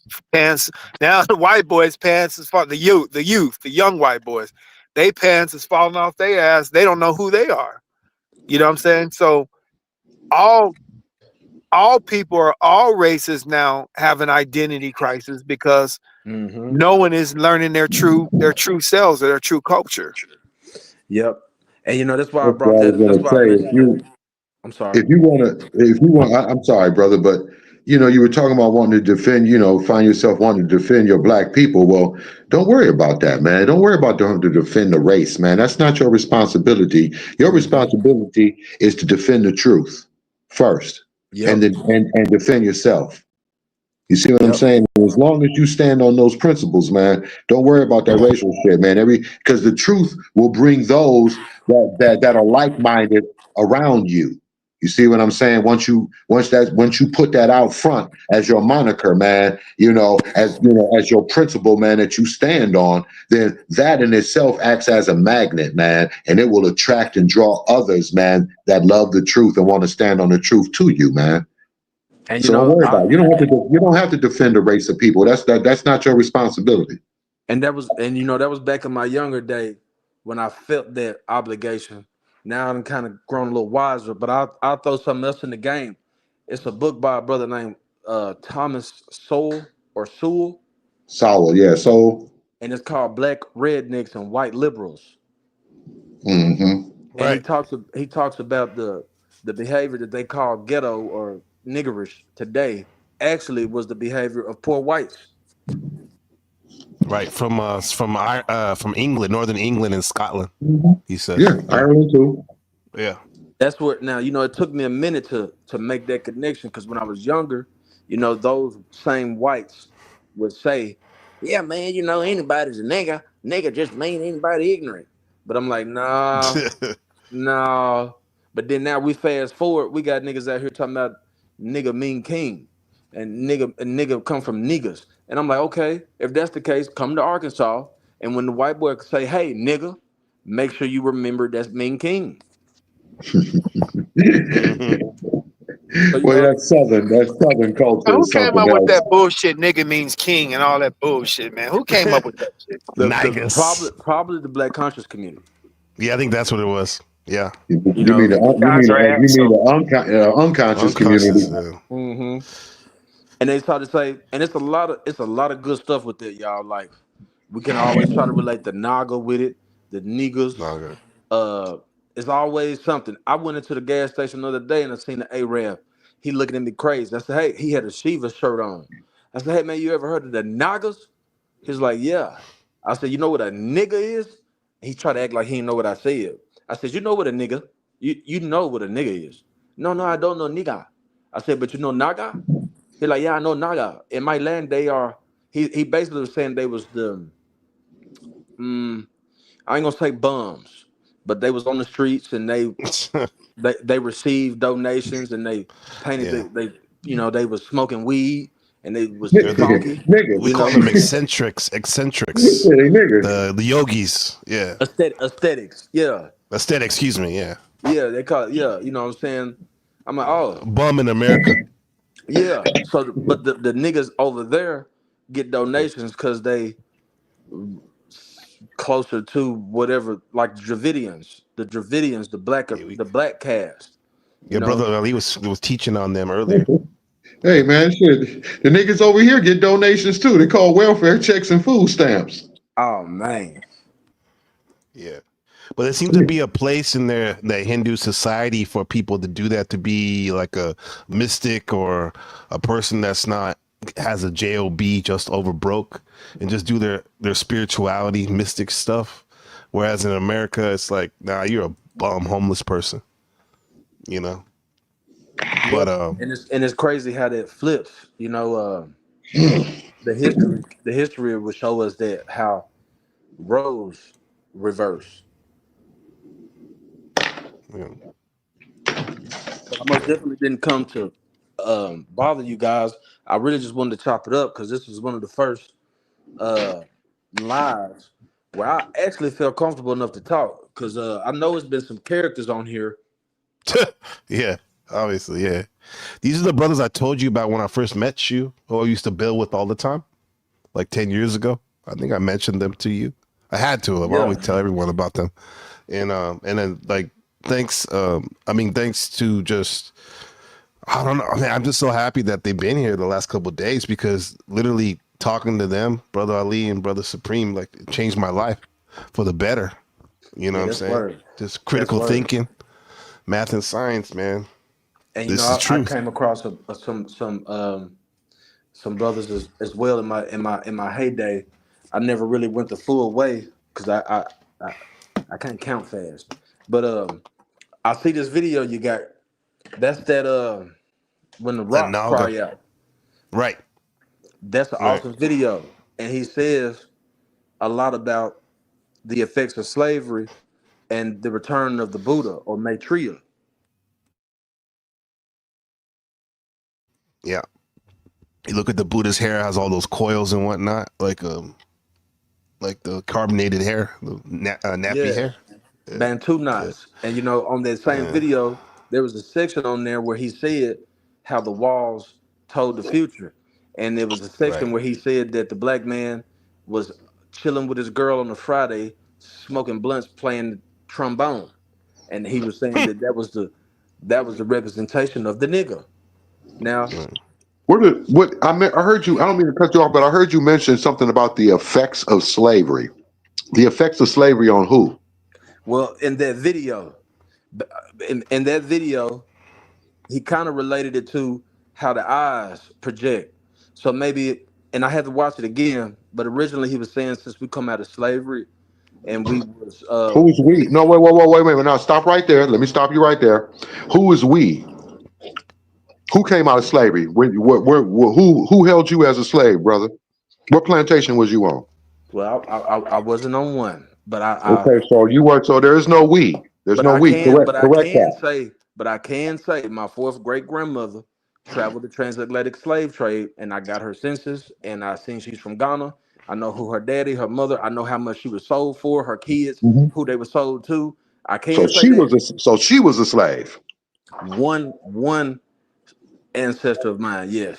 Yeah. So that's what I'm saying, brother. I'm not trying to get on you. I'm doing this for the audience because that's a very bad habit black folks have today. Well, we were slaves. Man, it's like, no, you weren't. You weren't shit. You're in America in 2024, eating McDonald's, driving nice cars, fucking white women. You're doing everything that the white man is doing. There's nothing in America that you can't do that white folks are doing. If you got the money to do it, you can do it too. So nobody here today is under no type of slavery. As a matter of fact, here's the interesting thing about slavery that black folks don't want to talk about. Excuse me, niggas don't want to talk about. Do you realize that the first generation of people that came out of slavery, that were actually had the chains taken off their necks and the ropes and told them, all right, you niggas, you're free, go for it. You know what they did? They didn't go running back to the plantations. Some of them might have, but they went and they built. They started building their own communities. They built grocery stores, banks, houses, churches, all kinds of stuff. They were busy with businesses. They were building communities.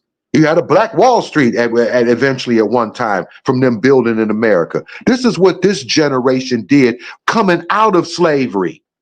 These people were treated like animals for years, but yet they were able to come out of that condition and then build for themselves, not asking for shit, building. But here we are today in 2024, and we got a whole nation of black people in America talking about we were slaves, we suffered. But the people that came out of slavery didn't say that shit. They didn't worry about it. They took care of business and built. So what is it with the black man and black woman in America today that they want to try to use a condition that they didn't experience, they didn't witness or go through, but they want to use that condition as their excuse for their poor behavior and their subpar performance in areas of successful endeavors and entrepreneurship? Why would they want to use that as their excuse instead of just saying, you know what? It ain't got nothing to do with slavery. It's because we make bad choices. I make poor choice as a man, as a woman. I make a bad choice. I decided to pick up that crack rock. Ain't no white man make me smoke crack. Why would I blame the white man? Why would I say it's the white man's fault that I'm on drugs? Well, he puts the drugs in our community, so what? if he drops off a truckload of drugs in the middle of a Jewish community, do you think them Jews are going to pick them crack rocks up and start selling them to each other? Nope. No way. No way. But niggas will do it. And niggas will do it. And not only will niggas do it, but the black folks will sit around and watch the niggas do it and try to ignore it and say, well, you know what? It's a systematic problem. What can you do? The police will handle it. That's their solution. Or they'll just blame the white man. It's the white man's fault. We have to get, well, I'm not going to say we because I ain't a part of that, but the black man and black woman got to get out of that. You got to get out of that. You got to stop this finger pointing shit. You got to stop using conditions that you didn't go through as an excuse for your bad choices today, you know, and you got to just stop finger pointing and playing the color game. Do you realize that they abuse white women? The motherfucking Hugh Hefner televised in front of the whole world. He sent a magazine around the whole planet of him pimping his own white girls. He had black women in there too, but mostly white women. Pimping them. He didn't give a fuck. He didn't say, well, you know what? I'm not going to do that to my own white women. I hate niggas. I'll put these black women half naked in this magazine. No, he put his own white women in there. They abuse white children. They suffer white people. They don't give a fuck, man. It ain't about racism in this country, man. That ain't what it's about. It's about the righteous and the unrighteous. Who's right and who's wrong? Who makes good decisions and who makes bad decisions? Hey, Brother Ali, you remember that clip I played where that nigga said, he said, we know the white man's putting drugs in the hood, but if he give it to me, I'll sell the shit, man. He said, yeah, you know? Exactly. That's exactly. Exactly. This nigga said he know the white man's putting crack in there, but if he gave crack, he'll sell it. He'll do it. Now check this out now, and I'm not justifying anything, but because I agree with everything you're saying, and I don't blame the white man for nothing. It be my skin folk, but is gentrification or redlining or poor economic systems or poor educational structures in rural communities with black folks, is that not all? Is the police killing innocent black people and the police getting off of it, and then the vice versa? Is that not all the effects of slavery? Well, let's take a look at that point by point. Let's talk about the education first, what you just brought up. Well, hey man, if the black folks aren't happy with their level of education in their communities, how come they don't take charge of it? How come they don't do it? How come they don't do the research and find out the proper math, the proper science that their babies need? They could do it. They don't want to. The police killings. Well, hey man, I just recently, recently took a look at some U.S. Department of Justice stats, just for my own, personal edification. And still to this day, the stats haven't changed. Over 90% of the homicides in the black community are at the hands of another black man. And you're only talking about a small percentage, anywhere from 4 to 5% of it is at the hands of a police officer. And then at the hands of a police officer, it's even a smaller percentage that black man was unarmed. So the black man is screaming and hollering about the police are killing us, our unarmed black people. Well, your people are killing unarmed black people every day at over 90%. So is white supremacy not a concept amongst other races besides blacks? White supremacy is an illusion. Black inferiority is the reality. So when foreigners come here to America, do they not look at black people as less than white people? Do black people give them a reason to look at them as anything more? Not all black people. But but on the whole, when you come into this country and you look and you view and you see what you see in the black community, would you see them as more or as less? Be honest. I plead the fifth. There you go. Thank you. And there it is. It's what the black man projection shows, man. That's why I said you can't run around the planet talking that shit about how you're a god, how you're a goddess, how you're a king and a queen, and you were the pharaohs, but yet you don't build no pyramids. You ain't got no sphinxes. You don't even build your own damn schools. You got this fucking nigga running around here, Umar Johnson, who is the quintessential definition of confusion. Umar Afani Johnson, an Arabic first name, an African middle name, and his white daddy's last name. That's Frederick Confused Douglass. That's Frederick nigga. Douglass folks, ain't it? Huh?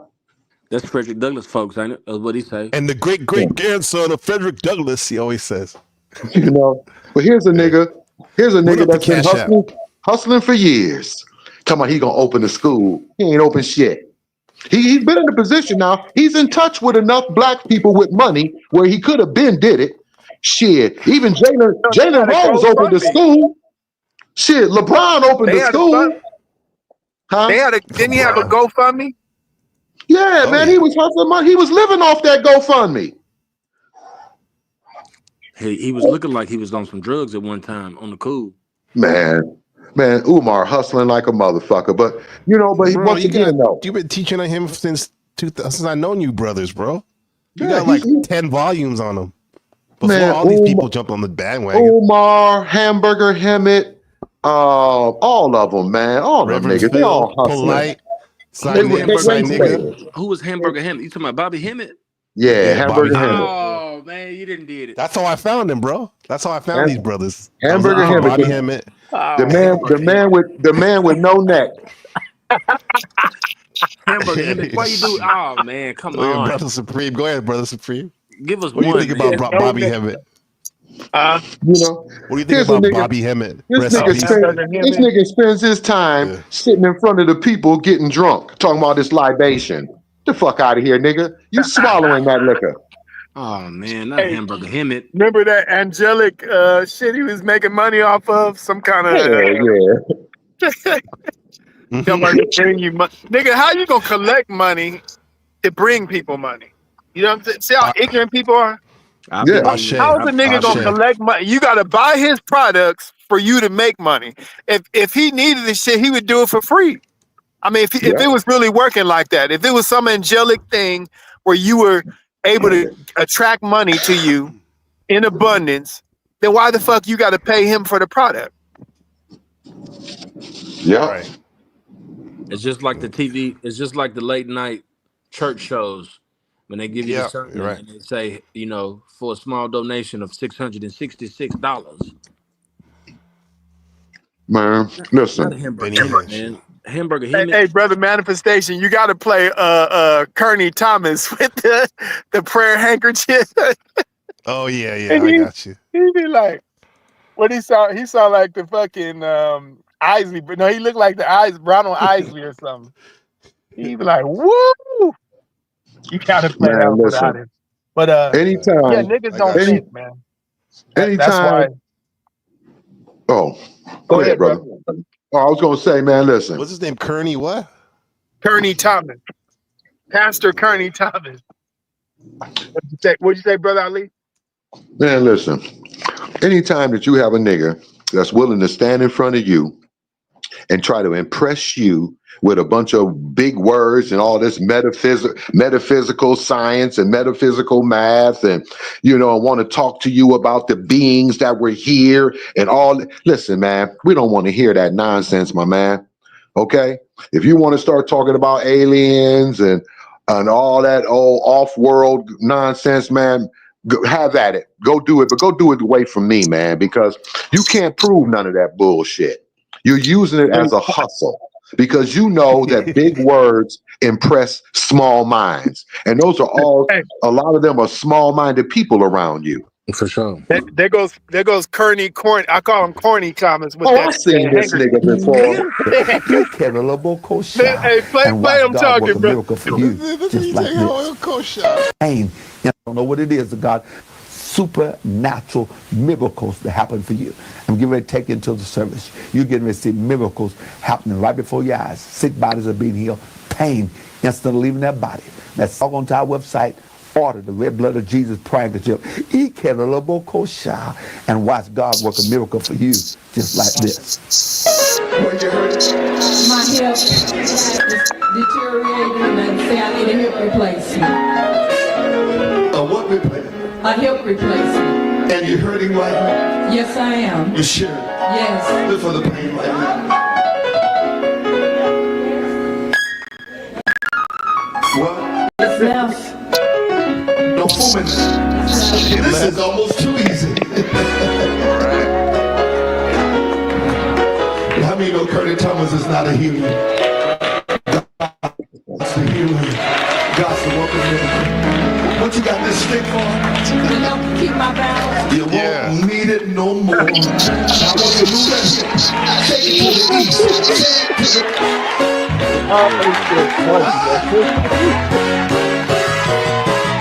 I'll be damned. I'll be damned. Well, these niggas don't need to go to the hospital no more. Find the screen. That healed my hip. I don't feel any pain at all. At the Holiday Inn. Look at that. Wonderful. Praise God. I'll be Praise damned. Him. Reason to receive miracles in your life. You've sown much, but you're taken in little. Your heart is faint now, but to take place in your life. My friend, that's a prophetic word. That is the word of God. That's enough of him. I'll be damned. That sound like Evander Holyfield. Wow. Oh shit. Hey, but you know what's funny about that? You know, them used to be classic 90s and late night TV show stuff. Now we on the internet. That's what they doing in Africa now. Yeah. They doing that Oh same, yeah, right. Big that numbers, same- right? Yeah, that same spiel. Like they doing that same act in Africa.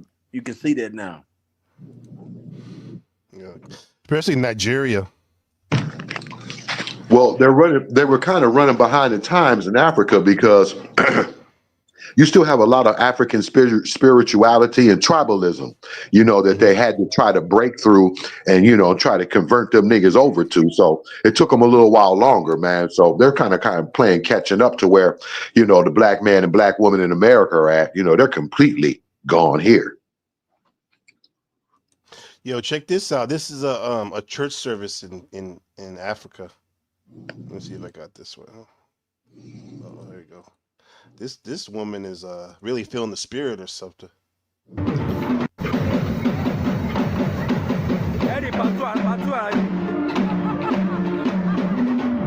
Hey, they at the club?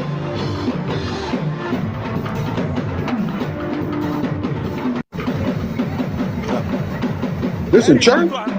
That's a church in Kenya, I think. The Lord is my shepherd. Yeah, I'm gonna have to go there. He said, The Lord is my shepherd. I shall not want. Hey, but My you know, pleasure. when I think about, I did a little research. You know what I'm talking about? I don't Mhm. know everything, but there was a particular, maybe a sect or tribe or culture that incorporated Shango into the Baptist church. Okay. So that looked like Lavetet or that all white they got on and that twerking. You know, the twerking is spiritual in Africa. You know, Yeah. you know, it's spiritual over there, but that looked like, so I can understand how they can incorporate tribalism, tribalisms into the church. But Right. we the Lord's working with her. Yeah. Yeah, definitely. I got this teaching from Supreme and Ali from a few years back where they're talking about the best food is about church. They're talking about church and about how a lot of it is just emotion that leaves you as soon as you leave the service. Here, I'll let them say it on this. Is really good right here. This is prime time Supreme God shit right here. Not shit, teachings. There you go. It's like a man's hypnosis. A very serious fucking situation going on right now. This ain't time for games. This ain't time for us to be fucking around playing with each other and holding each other's cocks and jacking each other off, man. We ain't got time for that shit. That shit is over with. And telling people about aliens and spaceships, all that does is distract niggas from focusing on what they need to focus on, which is learning how to feed yourself better, learning how to create your own power sources, learning how to elevate yourself in thinking and righteousness so that we can reclaim our planet. Those things are important, not no fucking aliens. Yeah. Real. True. He knows niggas like that. You know, niggas like that way out there. And that's Christianity talk. Anything that gets them way off, a mind altering, just like a drug. You know, all Christianity is, it's a mind altering drug through religion or through the emotional nature of a person. Similar to a drug. A drug fucks with your brain and whatnot, and the chemistry or the chemicals in your body, the chemical structure, and then the chemistry turns into an emotional feeling. What you mean you high? You know, I feel good, man. I'm high.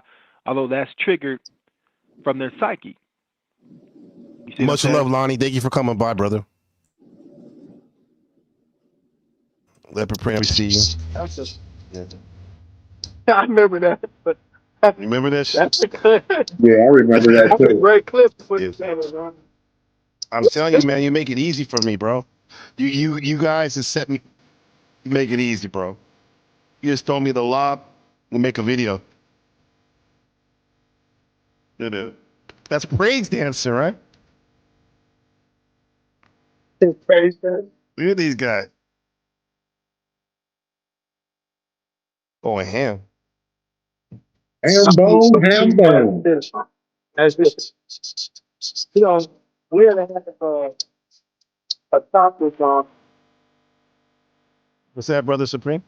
We need to have a topic on how this is feminine behavior, man. This is only a woman is emotionally compelled like that. A man is supposed to be sound and grounded in his mind and his thinking and his thoughts and his assurity. You know, when you're allowing yourself just to be uncontrollable and ungovernable like that mentally, you know what I'm saying? That is a phase of over emotionalism. That means you have resorted to a feminine level, man. And that's why it's mostly females in the church, is because the church is geared to appeal to your emotions. Right. Brother Supreme, like how would that go with what you taught on last week about dancing? Is it just that because there's a certain season for everything, and maybe with this spirituality, it don't mix? They're not dancing like that. They're really possessed. That's not real. That's why they have these weird, funny ass. If you look at the voodoo people, they do the exact same dances. You just allow these spirits and shit to take over. These people are opening themselves up for really demonic spirits be getting in their ass, because they already demonic as hell. And so when they open up, they start opening up these portals or these openings in their minds, and in their spirit and their well-being, they allow themselves to be overtaken by really, you know, demonic entities that are still lurking out there. That's why when people ask, when they ask for anything you do spiritual, people always say, you know, take protection or take, you know, because you have other spirits out there that are unfriendly and negative. You know what I'm saying? When you're in that metaphysical world. So it's really when voodoo people, they do that same shit, and it allows other spirits to come into, you know what I'm saying? Right. That's and, voodoo. you know, I remember years ago, and I don't know if this is true or not. I'll fact check it, but I'll look it up again. But I remember years ago when the Nene dance came out, there was some maybe misinformation or propaganda. What a Pope said that it was a satanic dance that was related to a demonic ritual in the Vatican days. You said it was demonic ritual? Yeah, the Pope, back when the Nene came out, it was a rumor or information online where the Pope made an announcement and said that the Nene. Now I I don't see the Pope caring about the Nene, but it just Right. popped up on the internet, and he said that the Nene dance had originated from satanic rituals back in the Greek Roman days. That's wild. Yeah. Well, I'm gonna tell you something, man. When you don't control archaeology, then you don't control truth. You know, and when you have a select group of people or a handful of folks, man, who have access, you know, to information that's hidden from the rest of the world, then they're able to get people to do things that they don't understand that which they do. Control the narrative. But look You at, know but what look I'm at the saying? Pope. He's talking this shit, but look what he's doing right now. This is at the Vatican about 4 years ago. This came up yesterday. This shit's wild, bro. This is in the Vatican. See, that looks Look at, crazy. look at it. That Watch looks it. like Look at this motherfucker. That looks like a carnival. Yeah. What? Yeah, that's satanic there. That's wild, bro. That's satanic. Wow, that's crazy. And he's talking about the Nene. Come on, bro. What is this supposed to represent? Fucking What the Vatican's all about. freak off. That's it. The Vatican Hey. freak off. Look at that. Circus O'Dole or whatever. Look at, they have the thing. That's the famous Jesus crucifix behind them. The super demonic looking. Oh, man. Wow. He's all inclusive. That's some freaky shit there. No. Look at him. That looked like a transformer right there. I think it is, bro. Oh my God.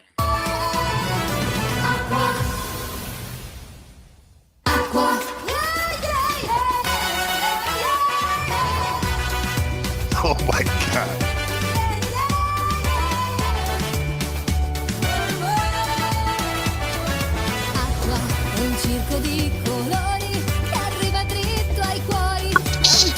Man, them jeans smell like little boy's booty.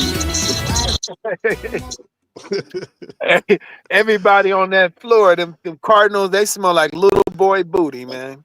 Booty holes. Thank you. Yeah. Can't get enough. Can't get enough of them little boys. Yeah.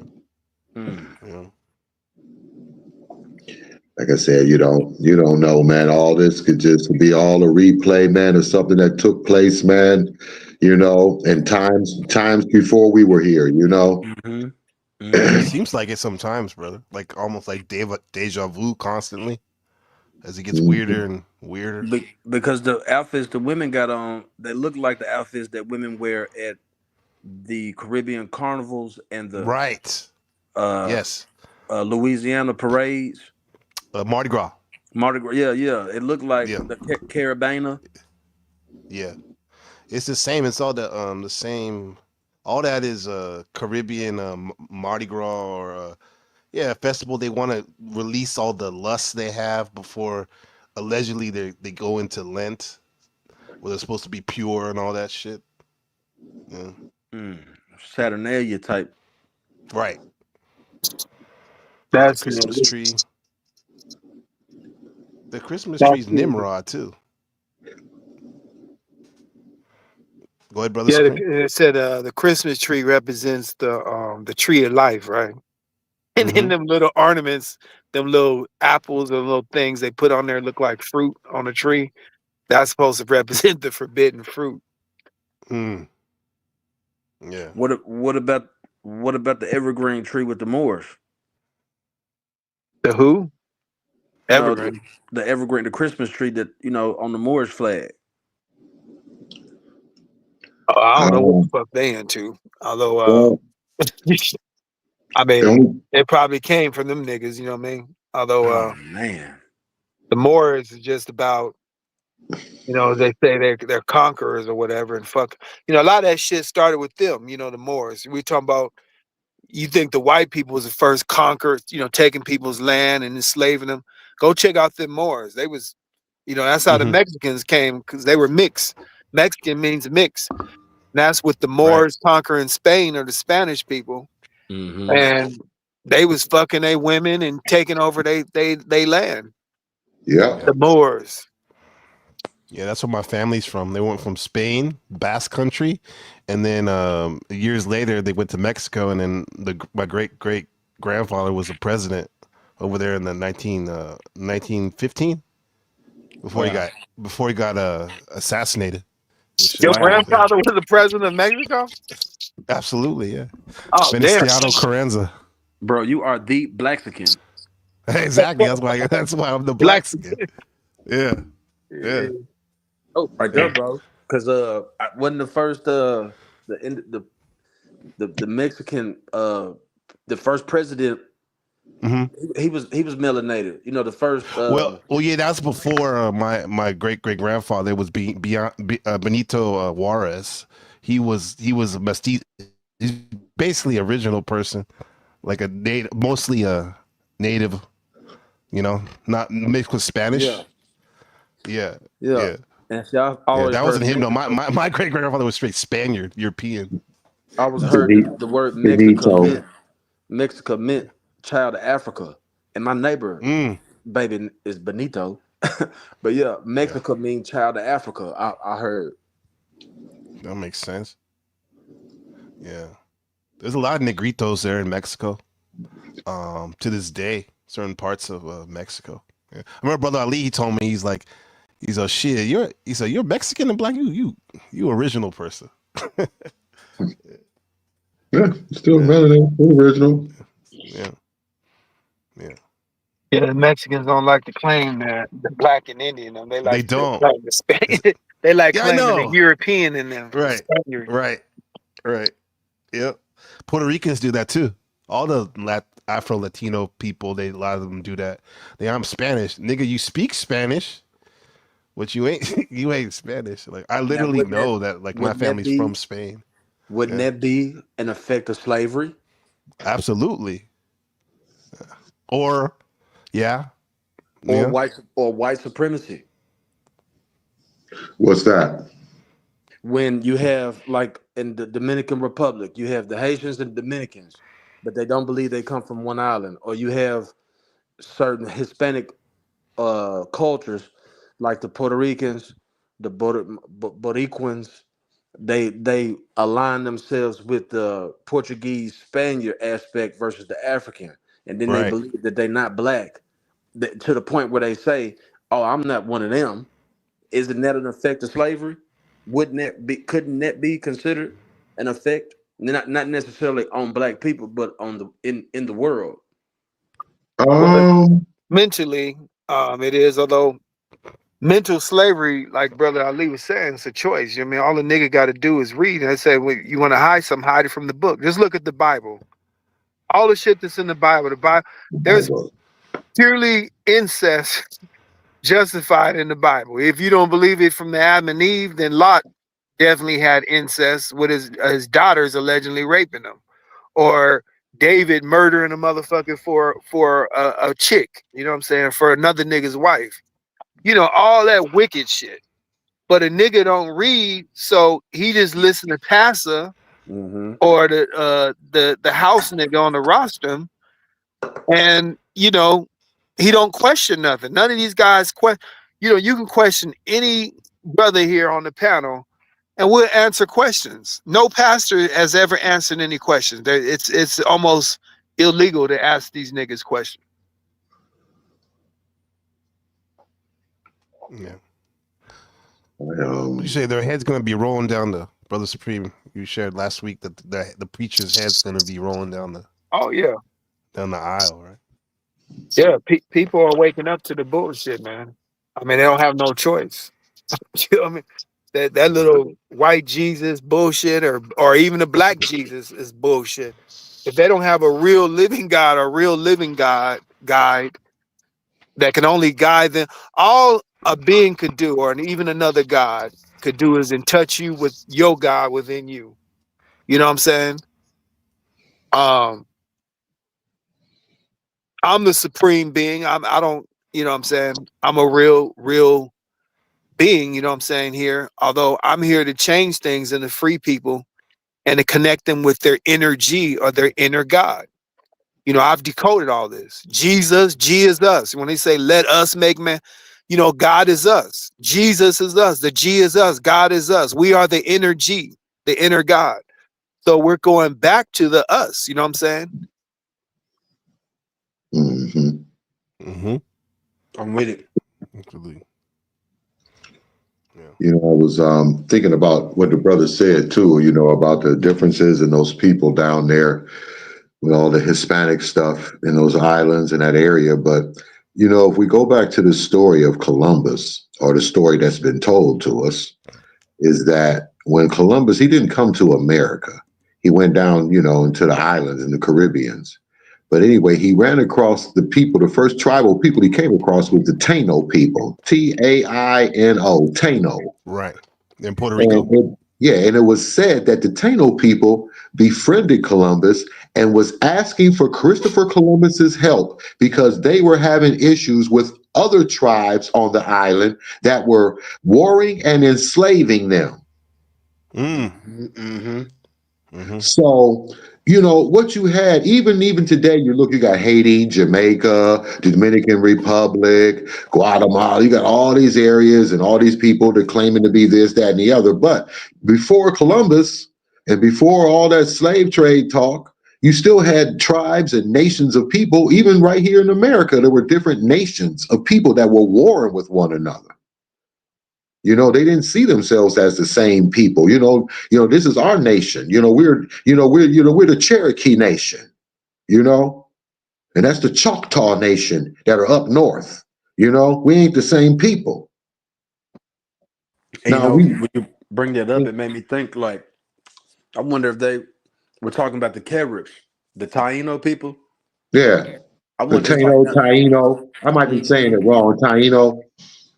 Yeah, but it just brought it back to me, like, if the Taino people was hitting up Columbus and saying about another tribe enslaving them, I wonder if they were talking about the Caribs, which they say was in California and, you know, Queen Khalifa and all that. And there was a dark-skinned indigenous tribe. And, you know, and we don't know about the ones who established the mounds here. They say they just disappeared, but it just made me think. It just made me think, you know, because a lot of Black people in America would try to associate themselves with the Taino and the Caribs and the Arawak and Iroquois and the Creek, but you know, I can feel it, but I don't see me in that. I don't see me in that. Why not? I don't know, because on the Black Power tip, you know, I don't see Indian like it looking like an African. Now, as I go back and think about how the amalgamations and stuff, I can see that, but based on the nose, same thing white folks did. They studied our skulls, our nose, our physical body parts to know how to put us together. So they know when they see us who we are before we know who we are, the white folk. Well, can you prove your African ancestry? Sure. My great-great-grandma.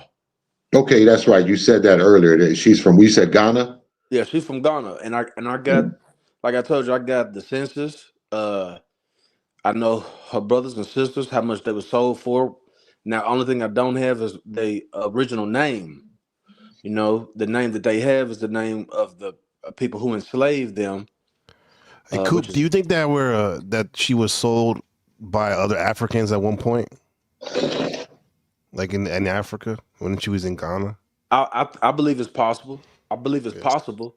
And y'all do know niggas sold them, right? Y'all don't think the white boy just went in there and just start grabbing niggas. They already had niggas ready to give to the white boy. Yeah, so niggas love to blame, like Brother Ali said, they love to blame. Oh, the white man took us. Nah, nigga. Tell him Ali, the white boy didn't take y'all niggas. And that's where they talk about the black she devil, because it was black women who agreed with being with the white man for their privilege, and that's where they get the black she devil term corneology from. But I most definitely wouldn't doubt it. Just because I finally realized I have an ancestor that traveled the transatlantic slave trade and survived. I ain't mad at no damn white folk still. Like, cause I see niggas today. I can't even get a ride. I can't even get a cigarette. They won't even. So I already see how niggas treat each other today. So I wouldn't be surprised. But one thing that trips me out is that the only photo that I have of her, she don't look like a slave. She don't have no chains and shackles on. She well dressed and hell, she's smiling. So it just make me wonder who the fuck took the picture. Well, here's something else for you to chew on too, brother. You said specifically that your grandmother was sold and sent over to America. So the fact that you can claim African ancestry through your grandmother's lineage if you like, but who impregnated her? And where did that man come from? Right. See, let's talk about it. Was that an indigenous American black man that impregnated her and got the bloodline going? Because if that's the case, then now your bloodline is tied to that indigenous black man. And you are talking about being generation and being like what 4 or 5 generations removed from that too. So see that's deeper than I really want to go, because it's she's just my 4th great grandmother, and I know it's like 4 other greats somewhere, and I don't know nothing about them. But my last my mother's mother, she tried to say we was Choctaw, but she don't know, and people relate chocolate to the word Choctaw,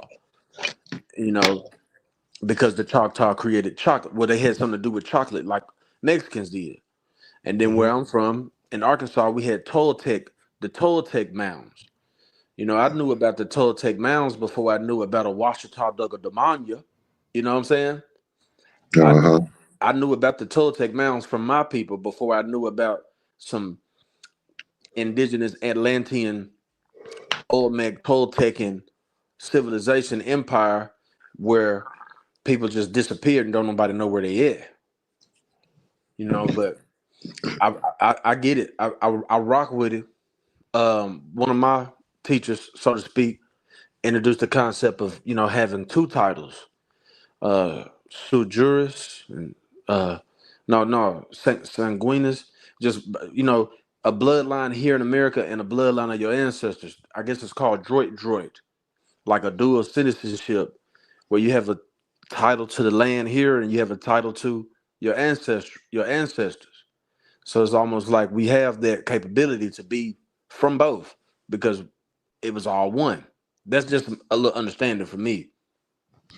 Well, brother, with all due respect to your bloodline, and I don't mean, to try to negate that in any way, shape, or form, but let me ask you a question. What are your 3 macronutrients? I don't know biology like that. Protein. Whoa. Stop right there. So the answer is you don't know. Not right now. No, I don't. So you're more concerned. Now, I want you to pay attention to what you're doing with your life. You're more concerned about something in the past that cannot serve you today. That information cannot serve you in any way, shape, or form today. In any way, progressively, it can. But knowing that protein, carbohydrates, and fats are the key to your survival in your life today. Now I said protein. Now, but I did just finish a personal training course, so I am a professional personal trainer. Right. But I'm with you. I got you. Yeah, see, our minds are so we fill our minds up with so much of this information, that we're going after. That, like I said, it doesn't serve you. It's good to know, and it's something that you can say, okay, well, cool. It was good to learn. I could pass this along to my seed, teach them about my, your great grandmother, blah blah blah. But it's not a focus because where I'm at today, how I'm living today, that information isn't going to help me. I could die from cancer, man. I mean, we could have died from COVID, man. I could do that. I could die from a whole bunch of stuff because I don't know how to properly take care of myself because my life, my health, and my faith is in another man's hands instead of in my own. Death is inevitable. You can get hit by a car. A plane can crash in your house. Yeah, that's true. Death is inevitable. But a lot of people, that's not how a lot of people are dying. The majority of people are dropping off because they have poor health. Shit, having a plane fall on you would be a blessing than sitting up, man, going through chemotherapy. Now I agree with you on there. Poor health. I do Or agree. or dialysis. That's a nightmare. They'll have to go. Ask anybody that does dialysis, they'll tell you it's a nightmare. My mother-in-law died with that. Every couple days she had to get her blood recycled through the machine. My mom had ovarian cancer. She had the damn chemo which killed her. Not necessarily the cancer. So this is before I knew any of this stuff. You know what I'm saying? And it's good that we're dealing with this towards the end of the broadcast about in the state of the nigga, because this is the most important. This health. What is the state of the nigga's health, man? Mm-hmm. Health is wealth, man. Poor. It's poor. That's what its state is. Poor. They're full of Pepsi. They're full of McDonald's and Popeyes and fast food and pizza and bullshit and Hennessy. You know, now, man, I see this thing. See, weed used to be okay, man. Everybody was smoking their little weed and that was good. But that's not good enough no more. Now they have to have concentrated waxes and oils. And now they don't even roll it no more. Now you got an electronic vape pen. Now you walk around vaping all day. And these people I'm telling you, these are some of the most brainless, thoughtless motherfuckers you ever met in your life, man. Is that people trying to escape a reality they are not mentally prepared for? Or is that just a lazy person being a consumer? Yeah, that's just somebody that's lazy. This lazy doesn't want to do better. Wants to blame somebody else, wants to say, well, you know, society's fucked up, so well, I might as well just be fucked up with society. Yep. You know, what kind of an attitude is that? Yep. And that is a thing. Yeah. Trying to escape, like you said, that's the thing. If people pick your vice. Is it going to be GMO junk food? Is it going to be weed? What is it going to be? TV, bad shows, reality shows? What's it going to be? Even if you people that think they're like so highbrow, their shit could be the second matrix of listening to people like SETI and Omar Johnson, where they really think they're doing something, where they're just rotting their brain. Ain't no escaping this. You got to ride this out. You got to ride. Now, if you want to stay high, you want to stay drunk, hey, be my guest. Go for it. But you're not escaping. Only thing you're doing is killing yourself faster. That's all you're doing. And making yourself look bad in front of the rest of the world on top of it. Yeah. And I appreciate y'all in this conversation because you know, I'm solo, but I'm out here too. And I have to battle with my own backslides. But you know, as far as it goes to the majority, I'm woke. But you know, I see everything we talk, the state of the nigga, and I try sometimes to enlighten, and that shit don't do nothing but backfire. You know what I'm saying? It don't do nothing but backfire every damn time. But you know, it's like damn, you know, we'll go through this information been available for us for a minute, all different phases of information, and the fact that we have access to the computer and the phone. And there's still black people out here buying brown bag specials and Wild Hours Rose and doing meth. Like, what happened to doing crack? When did right? Right. Like, man, so it's like I can see something, but it's like shit. It really don't matter, you know. What I see. Well, chat got really quiet this last hour. It's like, what? We just we cooking too much or what? Damn shit, the chat. Where you at? Yeah, I think we ran out of there. Getting too real. I didn't know we had. I didn't know it was. They haven't said nothing like for an hour, bro. Well, Oh, they yeah, said that's one wild. person said there was a white person, so Mm-hmm. Good for it them. may have been too. Yeah. Yeah, it may have been a little hot. Well, no, not really. I mean, shit. Ain't nobody making it hot for the white man. Shit. I mean, it's hot for niggas. You know, the white man got his own issue to deal with. You know, they got their own. They Yeah, they got to deal with really these niggas problems. Shit. right. And I'm gonna tell you all this. I'm putting this on record. The only person, I would say person. The only people that can deal with niggas is niggas got to submit to themselves. The wise, awakened, original man or the black man, which is us, not niggas, can do something with them. Although niggas gotta want to change, man. If niggas don't want to change, there's nothing we can do for them.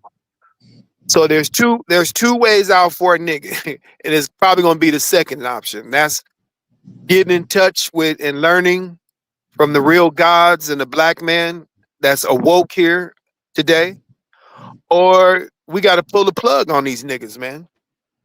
Yeah. Yeah. And you know, I'll leave with this one. I was asking one of my partners around here that I was doing business, little minor business with, just so I can get to know the people.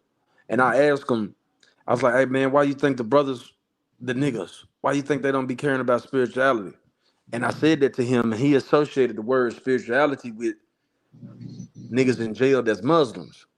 And he said, man, every time they talk about being a Muslim, they out here on the streets eating pork and fucking hoes. I said, I didn't say nothing about no Muslim. I said spirituality. And see, that alone let me know he don't know nothing. Yeah. You know, so it's like, this is the struggle.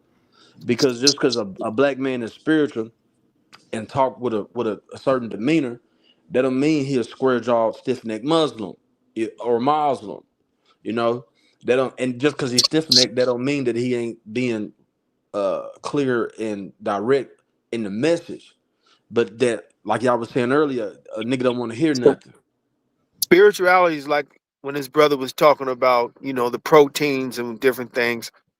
We touch on everything. When you're spiritual, you're boundless. When you are in a religion, you're in a cult type of thing. You have boundaries, you have things you can't do. They got rules like Jehovah's Witness, they can't celebrate birthdays or whatever the fuck. You got these little indoctrinations you gotta abide by. When you're spiritual, we don't have no doctrine. We ain't got we're free. As I said, when you was talking about, I might cut, we're spiritual, man. We understand, we're looking at the truth, not how, like I tell people all the time, quit paying attention to how it's presented. I don't like, I don't like the way you presented it. That ain't gonna, if there was a car coming and you in the middle of the street, I say, hey, asshole, get out the way. What's more important, my delivery or your ass about to get ran over? Right. Real talk. Right. Real talk. And I think that's the hard thing with some of our people, like wanting to get instruction. And that's the part for me. I don't know. I feel a little bit compassionate for, even though I hear my brothers, and it's like, let the dead lie with the dead. But how are we ever supposed to overcome if somebody don't try to put a nigga up on something? Yeah, this is why we do these broadcasts, because if we wanted to, we can just privately talk amongst us gods, like us three. But these brothers taking time out their lives, doing their works to broadcast this over to the whole world. So this is what we're doing. This is how we show compassion. We love the truth. You know what I mean? That's how you know you're a truther or a person who loves the truth. Is that, and I give valuable information, knowledge, and truth all the time. And the truth is to be told, not sold. In these worlds, they trying to sell the truth. It's to be sold, not told. Although when you're God's, it's to be told. You know what I mean? I don't charge a cent. And I give way more knowledge power and information than any asshole out here. You know, when you're spiritual, you already know. First of all, your motive is your love for what's right. So that's enough right there for you to want to teach what's right. And you know if there's any rewards or anything you need, the universe, you working for the universe, your rewards will come expected. You know what I'm saying? Mm-hmm. Right. So you don't fuck money. You know what I'm saying? They could be cosmic. When you're dealing with the cosmos, there's positive energy that you put out. You help many other people, then you might have a situation you're in, and all kinds of people come to your aid to help you because you done built yourself a cosmic wealth. See, we don't deal with cosmic wealth. That's energy. That's inner God. That's spirituality. When you're in the spirit realm, you deal with money, with energy, with karma, with things you sowed or seeds you implanted in the universe. You know what I'm saying? That's gonna reflect back on you. Now, if a nigga just he's been sowing out there. They say you reap what you sow. His seeds he been putting out there is negative energy, fucking with people, stealing. That nigga end up something gonna happen to that nigga. You know what I'm saying? Yeah. Right, brother? Right. Yeah. You be like, God damn, somebody killed that nigga. You know what I'm saying? Yeah. Right. And that's what happened to my uncle 2 years ago. That same behavior and that same behavior. But next broadcast, you guys, I won't interject. I just really want to chop it up because I feel like I haven't been interacting with my people in the Discord, and I feel comfortable with y'all. But next thing I really want to hear, I want to hear I want to hear the divine feminine movement versus what we talking about. Because the Oh, divine okay. I'm feminine, saying you don't get no divine. We don't talk that gay shit, that divine feminine bullshit, man. And now I'm not saying there's not a divine. I'm not saying there's no such thing as a divine or feminine that's in the divine. But for men to be going around here talking about divine feminine, let the women talk about that shit. Yeah. We not, as men, we don't go around. You hear some men talking about, we're gonna talk about the divine feminine. You know what I mean? That's some faggot shit. Yeah. And and I kind of agree. And the only reason I say that because I hear how we talk and how we build each other up as men. But then, other communities or cliques, they use they degrade us. It seemed like a form. It seemed like degrading us is their spirituality. So I'm like, are we in the time of the divine feminine, and how does that work with our demonstration? We were in a patriarch time. Now we're going back to the monarch, and that's why they said, the royal devils. They made a king for the first time, and it's always been the Queen of England or the patriarch for the longest, for centuries. And so that's symbolic that we're now in the patriarch. I mean the matriarch, which is the man. The monarch. We're in that monarch. Yeah. The monarch. We're in the monarch times where, the man. Like brother manifestation. He talks about the age we're in. We left the age of Pisces into the Aquarius. The age of belief. Now we're in the age of knowing, meaning we got to know. We got to fuck believing. You got to know that you can't believe there's a Jesus. You got to know if there's a fucking Jesus. You can't believe this and that. You got to know. So we're in the time that you must know. Knowledge will set you free. That's the time we're in. All the other time we was in belief. We believed in Malcolm. We believed in Martin King. We believed in Jesus. We believed in Muhammad. We believed in all kinds of shit. They even believed in the great teacher.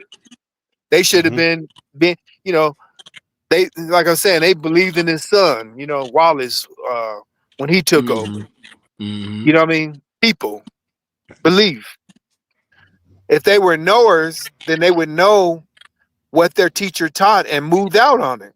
Like these brothers that I've taught, although they know what to do, I don't have to hold their hand. They could teach. They could be leaders, teachers, they're master teachers on their own. They don't need me, even though I taught them. So they can make it. So this is what I'm saying about going back to us. I made gods, y'all made gods. You know what I'm saying? Was hey, each one reach 10. Right. I'm with it. And I do appreciate y'all brothers. I didn't come to disturb the peace, but I like the conversation and I like the firepower behind it. So I was just engaging y'all. No, man, we like participation. You know what I'm saying? We definitely, that's what we want. We want people to interact and participate. That lets us know that people are receptive of our energy. You know, we're trying to feed the people knowledge, and the people are receptive of it, and their participation shows it. Their participation shows that only we just talking is knowledge. This knowledge motivates you. It makes you want to get up and do so. That's just let us know, and you, that the energy and knowledge that we're putting out, it motivates, it moves people. Yep, it's time. We It's time. ain't no motivational speakers neither. But we motivate people to think. You know, they say make America great again. Make America think again. Yep. Because they don't think. Right. Yep. And it just feels like what, you know, especially like with this this past presidential campaign, like something about this presidency, it felt like it's time to choose a side. You know, it's just the energy dwindling down from the political realm onto the streets, and then looking at the streets and all the chaos and realizing that, okay, I can see from the bottom to the top now. I can see the effects of just political energy and how it's got my niggas, like, even in the rap game, you know, like rap is not even, it's not even the same. So it's like a killing game. What are you talking about? The politics? Well, I was relating all of it together because even with the politics today, you know, we had all the rappers. This is the most we done seen rap artists in the politics. But then, you know, I was referring to how the politics and the lack Well, of that was some on of the our people. Democratic side. They'll do anything to keep niggas on the plantation. You know what I mean? Keep niggas aborting, like they say, abortion. If they was to shut down abortion, they think they would stop white folks more. That would stop more black baby. What did Brother Ali? You said more black women have abortions than white women. Oh yeah, they have the most. So, I was and Planned Parenthood was started by Margaret Sanger, who was, you know, not only she was a KKK back in them days. Back in them days, KKK means that they didn't have, like, nowadays they're more, you know, after the great teacher, they went to his meetings and they sat in. Back then, they weren't trying to sit down with no nigga because no nigga wasn't worthy of sitting down. They just wanted to exterminate niggas. So she had a thing called the Negro extermination, which was abortion, just like the Tuskegee experiment, where they gave, you know, niggas syphilis by, you know, experimenting on them with these vaccines. And just like her father Yaqub about eugenics. Yeah. Right, eugenics. He was into eugenics. Now, once again, I got to ask y'all, is that not the result of slavery? What? Eugenics, Planned Parenthood. No, slavery. You got to understand, man. Slavery isn't new, man. This is something that's been going on the planet for thousands and thousands of years, man. There's a history of it, man. I mean, so it's not something that started with the white boy. And on top of that, the condition of slavery, you can't call it a mental condition when the people who came out of slavery were able to go and build and do for self. Yep. So where was and they were the ones that actually went through slavery. That's what I'm saying. So that's true. you cannot say generations later that there's an effect or condition of slavery when there was none present on those that were actually in slavery and then released from slavery and showed no signs of a condition. They went straight to building. Yeah, the slavery thing. I heard somebody say this yesterday about like how it's a narcissistic, can be seen as a narcissistic thing for some folks. The way that people keep bringing up and they like to hold on to that victimhood. Not you, Kupavelli, but I'm saying like people in general, like black folks a lot, they keep on that like victim narrative because they got nothing else going on for themselves. That they hold on to that, and then it becomes a weird, even though they're the victim, but then they think they're superior to everyone. For what? Like they haven't done anything. Well, I'm gonna tell you something too. The black man and the black woman in America, they are very, very afraid to face their own evil. They don't want to deal with that Satan that lives within them. They don't want to. That's why it's easier for them to push off on another race or even another condition that they themselves did not go through. It's easier to use that as an excuse than to say, you know what? It's me, man. It's me. I'm too connected to the negative in me. See, because we have a positive and a negative. You have a proton and an electron within your atoms, man. And all that is reflected within your behavior and your thinking. You see what I'm saying? So you have an opportunity to choose positive or choose negative. You have that power. It's just unfortunate that you are in a situation where negative seems to be okay. It's like it's okay to do negative, and if you do negative and you happen to get tripped up, it's all right because there's already an excuse ready for you so that you can continue to do more negative. That way you don't never worry about the positive. But see, you have to, that's why I told you earlier when you was talking about, you're trying to find, who's that black man? Who's that, I see niggers, but who's the black man? Well, look in the mirror. It starts with you. That's what Supreme said. The brother Supreme just said a minute ago, hey man, he's not a motivational speaker, but the motivation comes from you.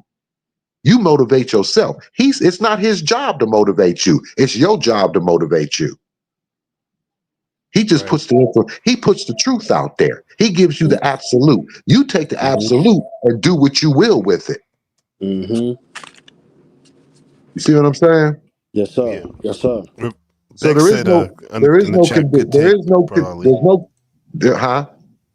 Big Bex in the chat said good take, brother Ali. Well, I mean, that's what it is. I mean, it's because you have you have to look at things, the Supreme's been teaching and telling people for years, man, it's all about mathematics and science, learning how to see what adds up, what does not add up. What can I subtract from here? What can I multiply here? And how do I divide this? It's all life is based on mathematics and science, man. All of it. There's nothing that doesn't fall up under that realm. Nothing. Right. It's all on you, brother. It's all on you. You have to do this. You have to do it, man. You have to do it for yourself. If I remember I heard one person say, man, if I can only reach one person, if I can only teach one person out of 1 million, then I've already taught a nation. I've already taught a nation through that one person. If I just reach one, I can teach a whole nation, because through that one person, a nation can come through that one person.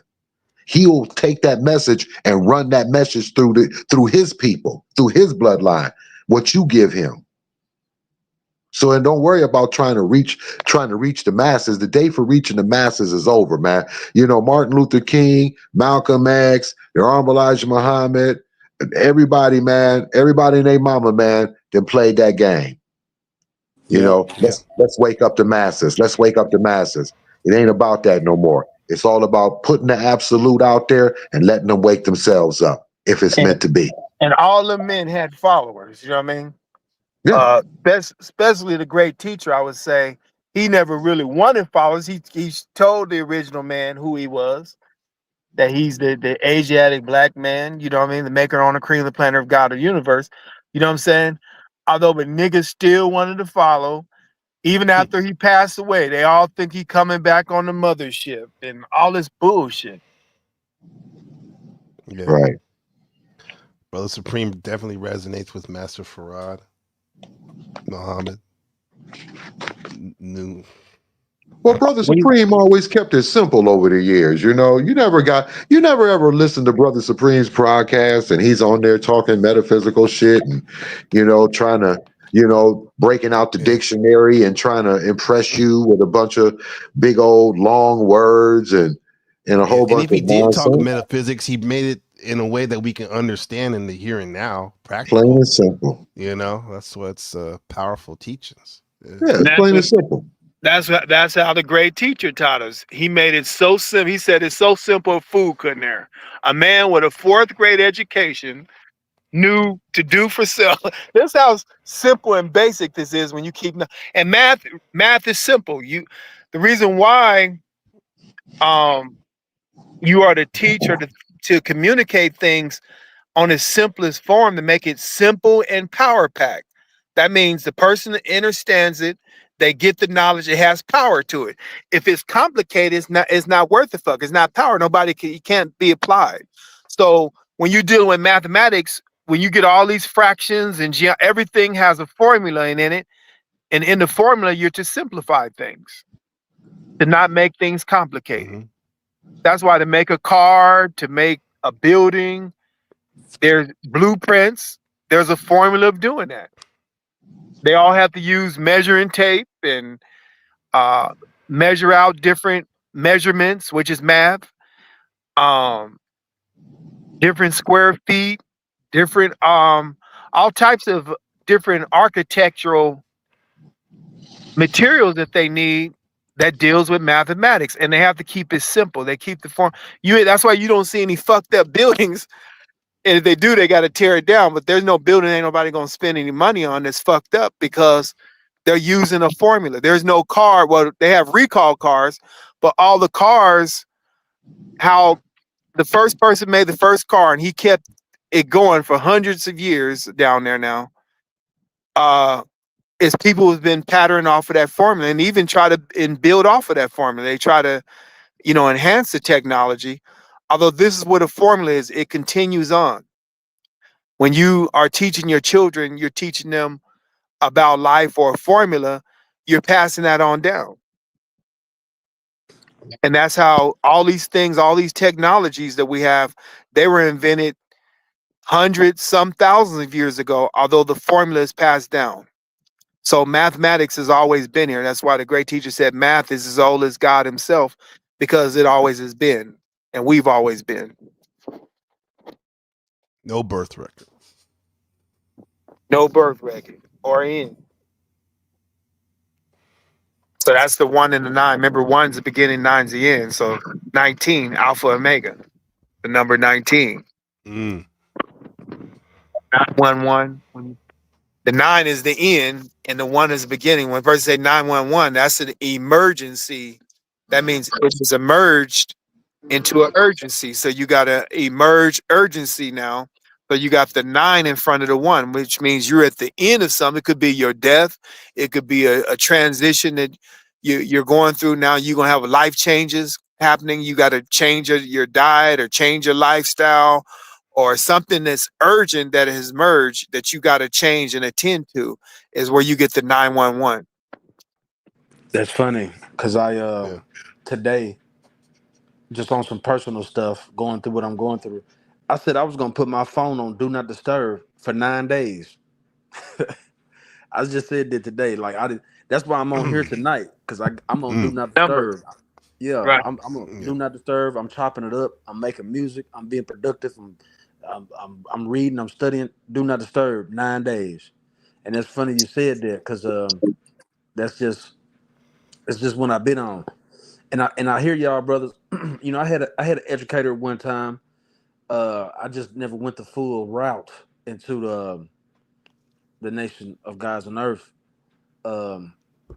Because I was being pulled all different types of directions, and I guess I probably seen it as a certain type of thing at one time, based on where I'm from, because of the colors. You know, I'm from Little Rock, so you know the gangbanging and stuff. There's not too many. They got some real niggas in Little Rock. Real niggas. Real niggas. So you Like know them it ain't too many. them niggas that shoot you just because you darker than them and shit. So you see what I'm saying, man?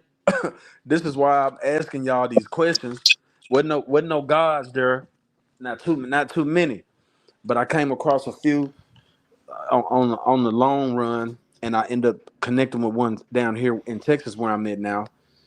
And you know, it's a lot of real niggas here too, but Arkansas a little different. But I hear y'all, and that's why I was being funny earlier, and I was like, you know, I always kind of struggled with math. Period. That's why I wanted to learn to make music, because I thought it would help me understand math. Then I started getting into sacred geometry, and so I skipped past my mathematics. I've always tried it.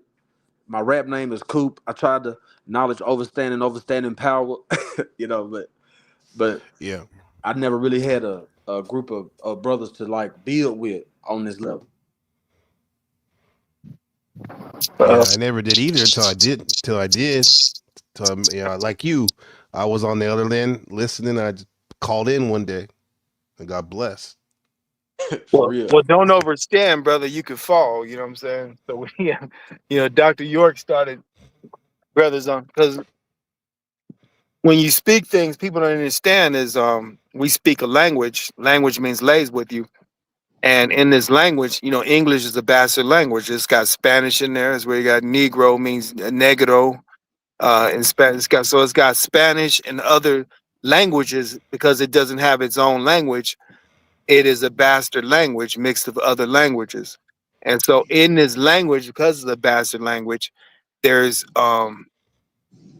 curses in there. That's where we got curse words, or you have words of spells, which are spelling words, because what we speak to it resonates within ourselves, and also you speaking things into existence. So you're speaking things around you, and you're speaking things into the universe. And when you're doing that, you know, you are either putting a curse on yourself. That's why so many niggas got curses. They're always you know, hello, good grief, I can't. You know, there's nothing. You never say that I can't. You know, the correct language would be I'm unable to. Although when you say I can't do something, I can't take out the trash, or I can't go outside, you are putting a definite limitation on yourself that you're speaking to yourself. Then you find yourself struggling with doing things because you have a limited mentality.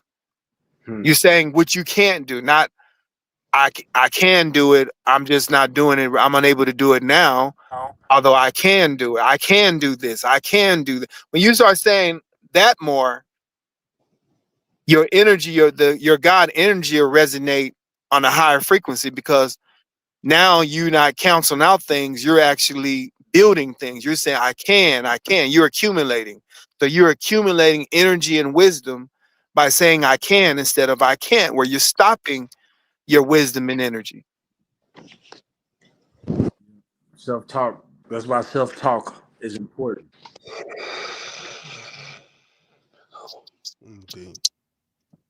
Even when people sign things, you know, you write in what? Cursive. A lot of people don't know there's things hidden in these contracts, man. There's things when people sign stuff, they got spells they can put on you where they could make you fuck up your car or something happened to you in an accident. These people are we're really under witches, man. These people are warlocks, witches, and they seriously down with that demonology. You know what I mean? Even most niggas don't know King James before he wrote the Bible. He got a book of demonology. So all them kings and different things, they fuck with that demonology. He's got a whole book.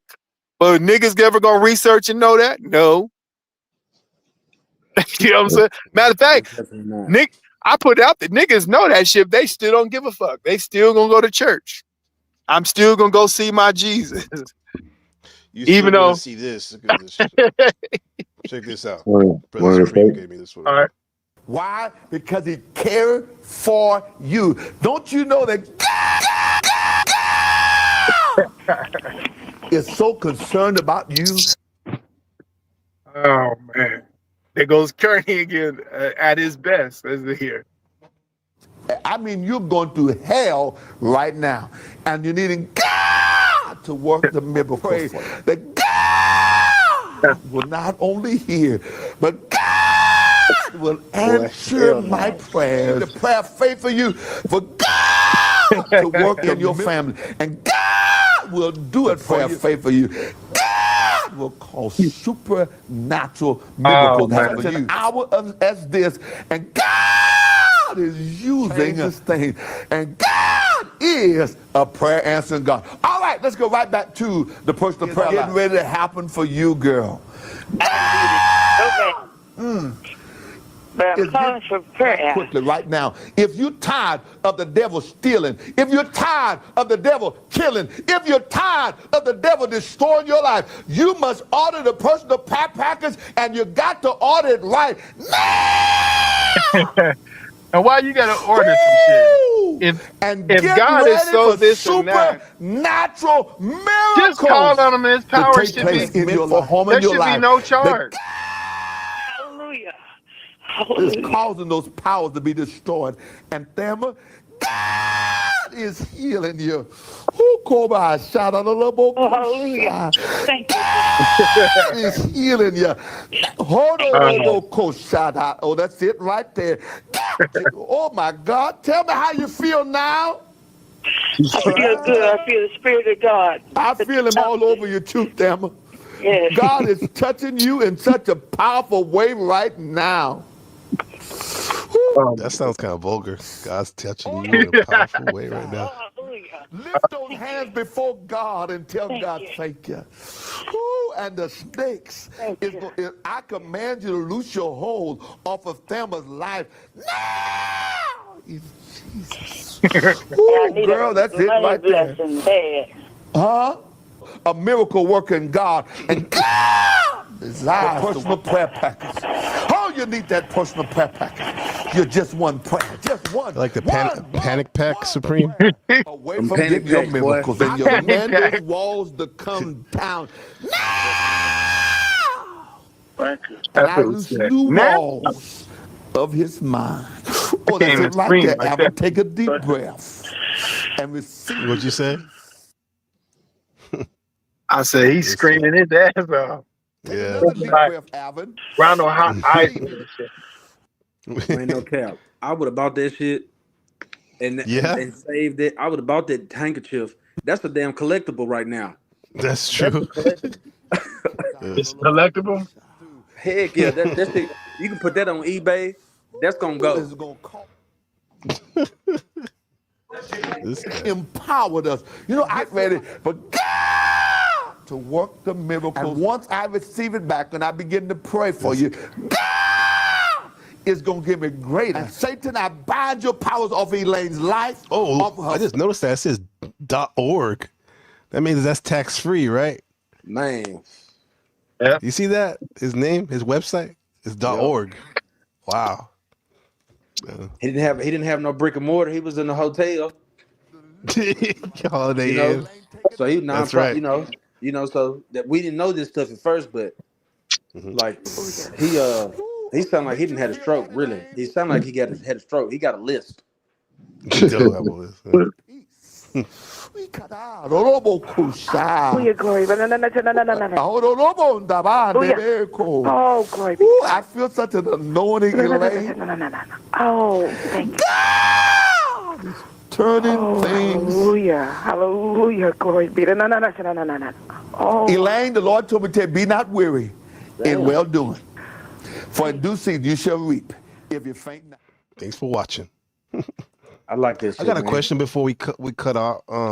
So some of these folks over here on another stream that was streaming when we're live, they had this question. They said, "Why are people having fewer kids?" How can we? Does that have any relation to what the state of the nigga? Because it seems like the nigga is having a lot of kids. Yeah, they are degenerate kids. So you can't really They're count not too much of counting. them. All them kids gonna end up in prison. They gonna end up in prison or dead from the lack of having a father, a foundation in a home. You know, you got to have some structure, and that's what the man does. So that's why I say, kill the male, spare the female. So if you kill the man in the house, you spare the female, you've already fucked up their family because the female isn't the foundation or the structure. You know what I'm saying? She stands on the man who's the foundation. That's like walking on the ground. You know, she's not the ground, she's water. Water rests on land. So without land, water couldn't exist without land. The man is the land or the foundation which water rests on. Yeah. Right. Mm-hmm. So yeah, you know, it's fewer birth rates like that because, you know, particularly for white folks, you know, Right. homosexuality is one. You know, there's a lot of white folks in the homosexuality and promoting it today. Another thing, and that's why nationalists don't hate them. I mean, they hate faggots. They don't like homosexuality because, particularly with the white folks, they are, you know, about taking their numbers down, and also with the intermixing that they're against as far as their principles and standards, is that those things are anti their population as white people or as a white race. Those things are killing their race and interbreeding because they know that child is they're gonna more than likely accept that child as black just because it's of a dominant, or the black is a dominant gene to the white scientifically. So that, and then you have people who are afraid now to have children because of finances. They've been brainwashed into thinking that even though most of the benefits out here is for people with children, you know what I mean? You get tax breaks, Right. you get allowances at the end of the year. There's all kinds of shit. Mexicans know it. They getting paid off of having kids. They come here and make a living having children here in this country. So they're afraid from that. I mean, just stereotypes and misinformation that has people misinformed about having children. And they're not men and women. They have careers, a lot of them. But where the fuck you learn how to be a husband or a wife from? Right. That should be the first one. What school is that? Right. You know, the great teacher didn't have all these universities and shit. He had MGT and FOI, be a man and how to be a woman. You know, if they taught in them classes how the woman could cook and sew, and those are the things. They weren't trying to fucking learn how to be computer engineers and all this shit they doing now. Yeah. You know what I mean? Going to school for 6 years to get your doctorate's degree and all this stuff. Yeah. He kept it real simple for them to be women. That's why these bras, they got all these careers and doctrines degree, but they ain't women. The bitches don't know how to make a sandwich. They don't know how to rub a man's back. Take his coat off for him. I mean, you know, so didn't know how to boil an egg, man. Don't know how to boil an egg, man. Shit. She couldn't pour a bowl of cereal. Shit. Now that's all spitefulness. It's sad. Man, it's for real. Because when it's not just the degrees, it's the fact they don't know how to cook. They don't want to know how to cook, because that's part of making money, is so you can eat out or have somebody cook for you, or DoorDash and all that shit. You know, that's the whole objective. So the bitches are lazy mentally. They ain't trying to do nothing. Yeah. And it's even worse for these niggas out here, because they not doing shit. You know, they hanging around in the corners and just not doing shit every day, waking up every day and watching Jerry Springer. You know what I mean? Just ain't doing Video shit. games. Right. The Xbox and all that. Yeah. Yeah. So, you know, like I had asked earlier, I know y'all was going in, but I would want to hear this just as a listener, just to get the flip side. What should the black man be doing to get him out of that condition, besides reading books, besides trying to study, fragmented black Afrocentric consciousness or religion and metaphysics? What besides getting a job and washing his ass? What would you suggest to the people that we are speaking on? What you think where should they start? Even if it's already too late, you can always change. But where would you say to start for the nigga? And start with themselves, man. They need to look at themselves, you know what I mean? Quit blaming the system. You know, if you can't, they say, oh, I just, I can't get a job and all. Nigga, create a job. You know what I mean? Shit. We seen people selling incense and bean pies and fucking CDs and shit. They back in the days, they used to burn some CDs and stuff. They used to make $100 or so a day. Real. You know, anything that could make an honest dollar, and quit making excuses. You know what I mean? Niggas make too many fucking excuses, man. Mm-hmm. Why they, and those excuses just reasons why they want to remain ignorant. So if they look at themselves and say, damn, man, I'm tired of being ignorant, man. And they have to first see an example, of course. I mean, that means that more of us need to be out there where they could be able to see them like, man, I want to be like that brother. I want to be like that sister. You know, even if it's, a sister that got some knowledge, maybe they might want to, another woman want to stop, being a hoe out here, and they want to be a queen or a respectful, knowledgeable sister, or a brother that's, about something, that's doing something with his life, that's about knowledge, that's about positivity, that's about righteousness. They need an example, and then they just need to make the transition themselves, man. Nobody can change nobody. You have to change yourself. Nobody can make somebody walk. We could drag you. Anybody in this room, we can drag you and pull you, but if you decide you don't want to walk, we're not walking. Indeed. Yeah. If we try to feed you, if we trying to stuff some food down your throat, we can choke you and kill you, but if you don't chew that food or digest that food and eat it yourself, we can't make you eat. We can't make you walk. We can't make you talk. We can't make you listen if you don't want to listen. So this is the free will and free choice that each individual was given, as a God, because you're all God's children of the Most High. You're just children of the Supreme Being, although, what I'm saying, you're still gods. I make gods. So you're God's children of the Most High God, but you're still gods. That means you have the same free will. You have the same God abilities that the Father has. Mm-hmm. And the kingdom is within. That energy, that inner God. They got it right there in the Bible. The niggas don't read this shit. It say right there, this is how blind and illiterate. That's why I said the blind, deaf, and dumb. Blind meaning they can't see. Dumb means they can't think. Deaf means they can't hear. So the blind, deaf, and dumb because they're looking for it in the physical, but really it's the mental. Mm. It's the mentally blind, deaf, and dumb. It's not a physical thing. They waiting for a physical blind, deaf, and dumb to come back.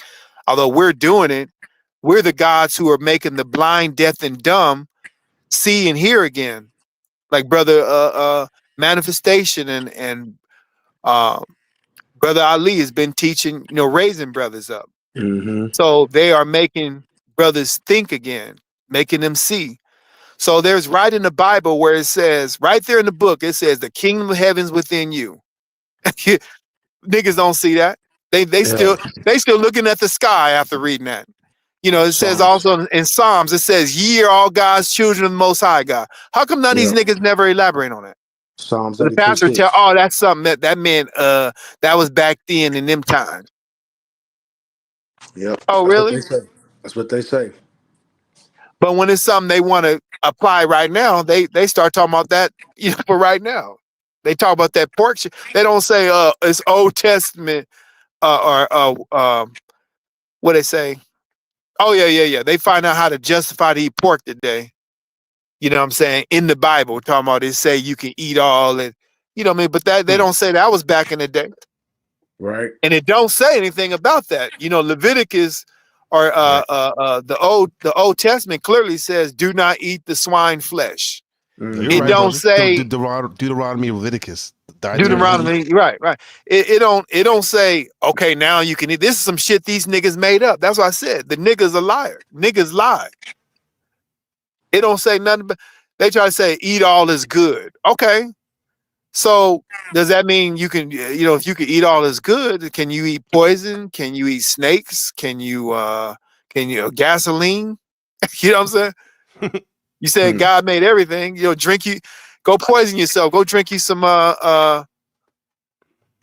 radiation fluid or some antifreeze and see if your ass will be living after that. Since God said eat all is good. So this is shit that niggas make up. That's a good way to cap it, brother. Because I think we came to a point right here where, like you said, we can go on all night, all day. But I think that's a good way to end it about what the state of a nigga address, what the true gods can do. And you just said it because you're the best knower, Supreme Being.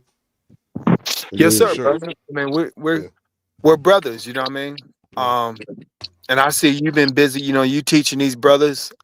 That's beautiful, man. That's showing your abilities as a God to teach and raise brothers, man. Which we need. We need brothers rotating more on this frequency, man. On this knowledge, this power, this positivity, this righteousness. We need more beings like that. And to leave one off right here, I was looking through my little library. This book, Richard B. Moore, The Name Negro, Its Origin and Evil Use.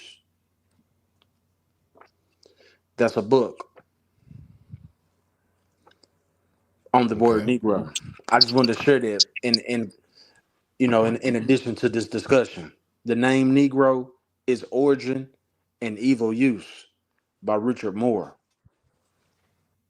Evil use. The name Negro, its origin and evil use. Yep. Well, it's interesting. This is how powerful the slave master is to niggas. Not to us. He can look at us and tell we don't belong to him. That's really probably how certain white people said certain things. They can look at you and tell they know how theirs react or how they act. So they could look at you and tell if you're theirs or not. So with these niggas, man, they're theirs. You know what I mean? At one time, all the things that white folks used to do to niggas, they did to them. They used to hang and kill and shoot niggas. Now niggas kill themselves. When they called you nigger, and niggas didn't like it. They didn't like being called niggers, but now they call each other niggas and bitches today. So that lets you know the state of the too. When you man, them niggas. Hey man, we seen a nigga in the G Unit. What's that one that one of the G Unit dudes with 50 cents guys. This nigga came in his video Young with a Buck. gorilla. Young Buck, right? That song with Young Buck. I forgot the name of it. But I remember my ex-wife said one day, she said, you know, one day these niggas gonna walk down the street in gorilla suits. I'm like, what the fuck she talking about? This is just how nigga. Man, damn it, if one of these videos, Young Buck's video, there was a nigga in there with a gorilla suit. It was G, they were talking about G Unit or whatever. But a nigga had a straight gorilla suit on. Yeah, they call it a monkey suit. That's what they do when they go rob the folks. A monkey suit. Yeah. Wow. Nigga shit. It's real talk. And Real that's nigga. That's real nigga. Mm-hmm. Yeah. Well, you know, monkey suit matches the monkey mentality. Savages. Man, that nigga had a gorilla suit on, man. It wasn't even. He had a straight G Unit. G Unit. God, yeah, unit. man. Yeah. So Brother Supreme and Brother Ali, same time next week. Yes, sir. We're in harmony, man. This is we on a roll, man. Yeah. So absolutely, yeah. We you set them up, we'll knock them down, man. And the interesting is that we're building on this, and you know, brothers is that's why I says any of us brothers could be doing multiple things, you know, in business and making money. But that's when it comes to this knowledge and truth, you know, we find time to set aside, you know, for this knowledge. Because this is important. Absolutely. Yeah, I most definitely appreciate y'all, man, because you know, one thing Manifestation told me one time, he said it's always better to have discussions with people that's a little smarter than you. Yeah. And that's why I be nervous about coming on here talking, because I talk my own way. But I understand, but I really do appreciate y'all brothers for not knocking me down. I appreciate you, Coop DeVille, because you hung in there, man. I mean, we not here to knock you down. We're builders. Yeah. You know what I mean? We're real builders, for real. I'm a master builder. You know what I'm saying? Dig it. I dig it. I appreciate All I really do is appreciate y'all, build man. and create. You know, it's easy to destroy. You know, I mean, that's why niggas are so destructive. It's hard for them to build. You can't get a nigga to build. You know, it's easy to shoot a nigga. It's easy to shoot a nigga that his mama spent or if he had a dad in his life, but somebody spent 30 or 20 years raising this nigga and feeding him every day, for a nigga just to shoot him down in 10 seconds. You know, that's easy. You know, it's easy to tear down a building that may took years to put up, and you can knock it down in an hour. So it's hard to build, easy to destroy. Right. Foundation. Yeah. Well, let me just get out there.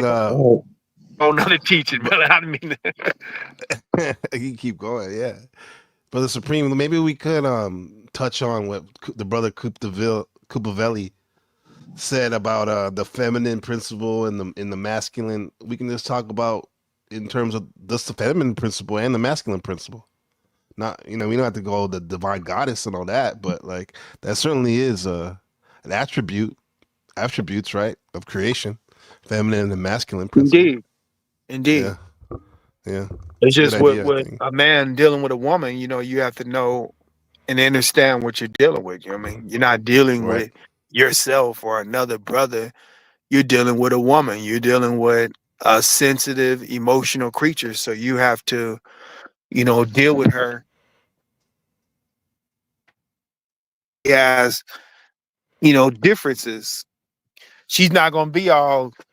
She ain't gonna chop it up like us, like this. You know what I mean? Mm-hmm. I mean, all the time like that. I mean, she can get in it, although there's gonna be times where she just gonna be feeling emotional or feeling, you know, something's bothering her. So you're gonna have to, you know, talk to her and take that negative off.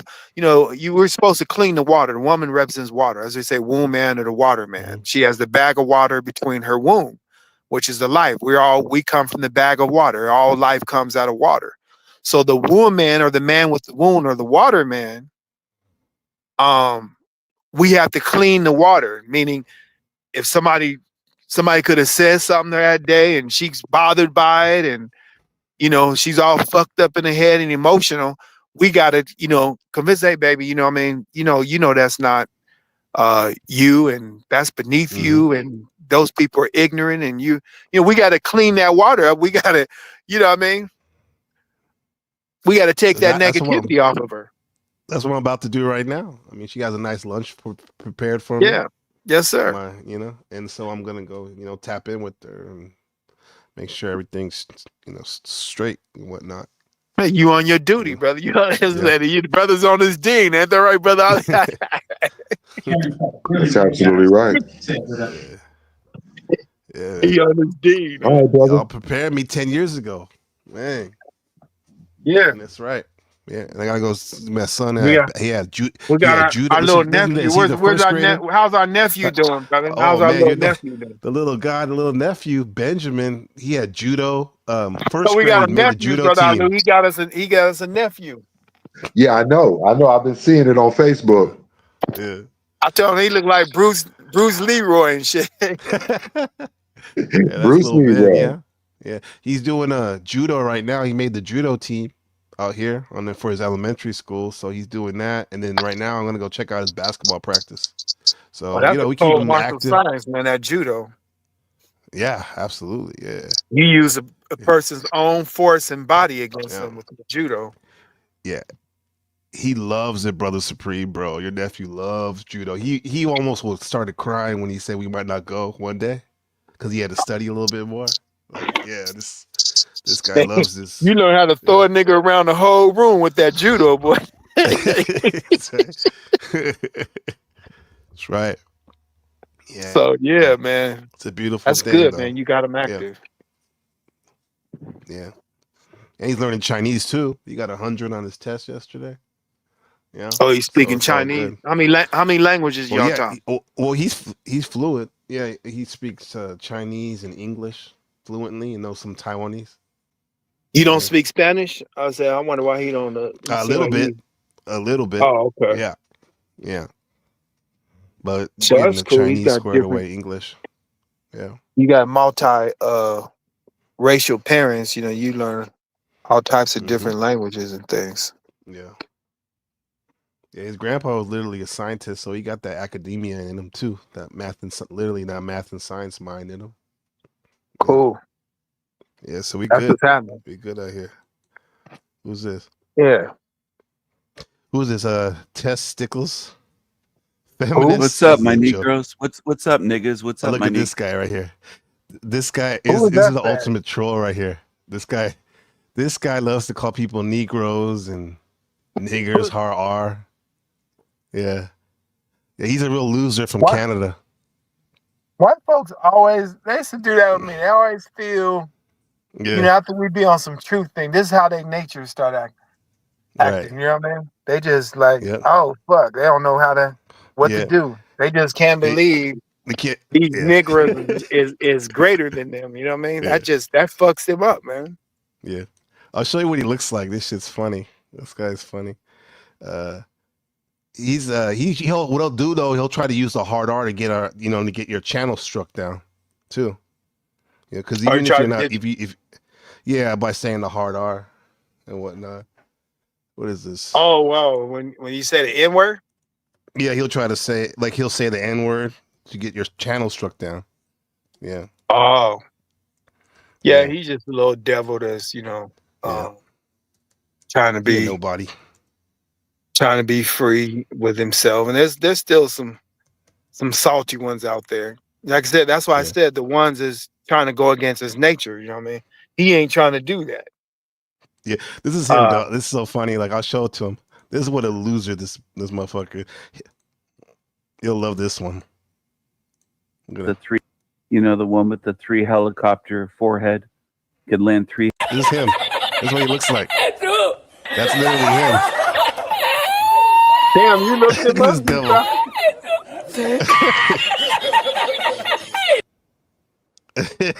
Did you Oh, no catch that? wonder. Did you? Look how he looks.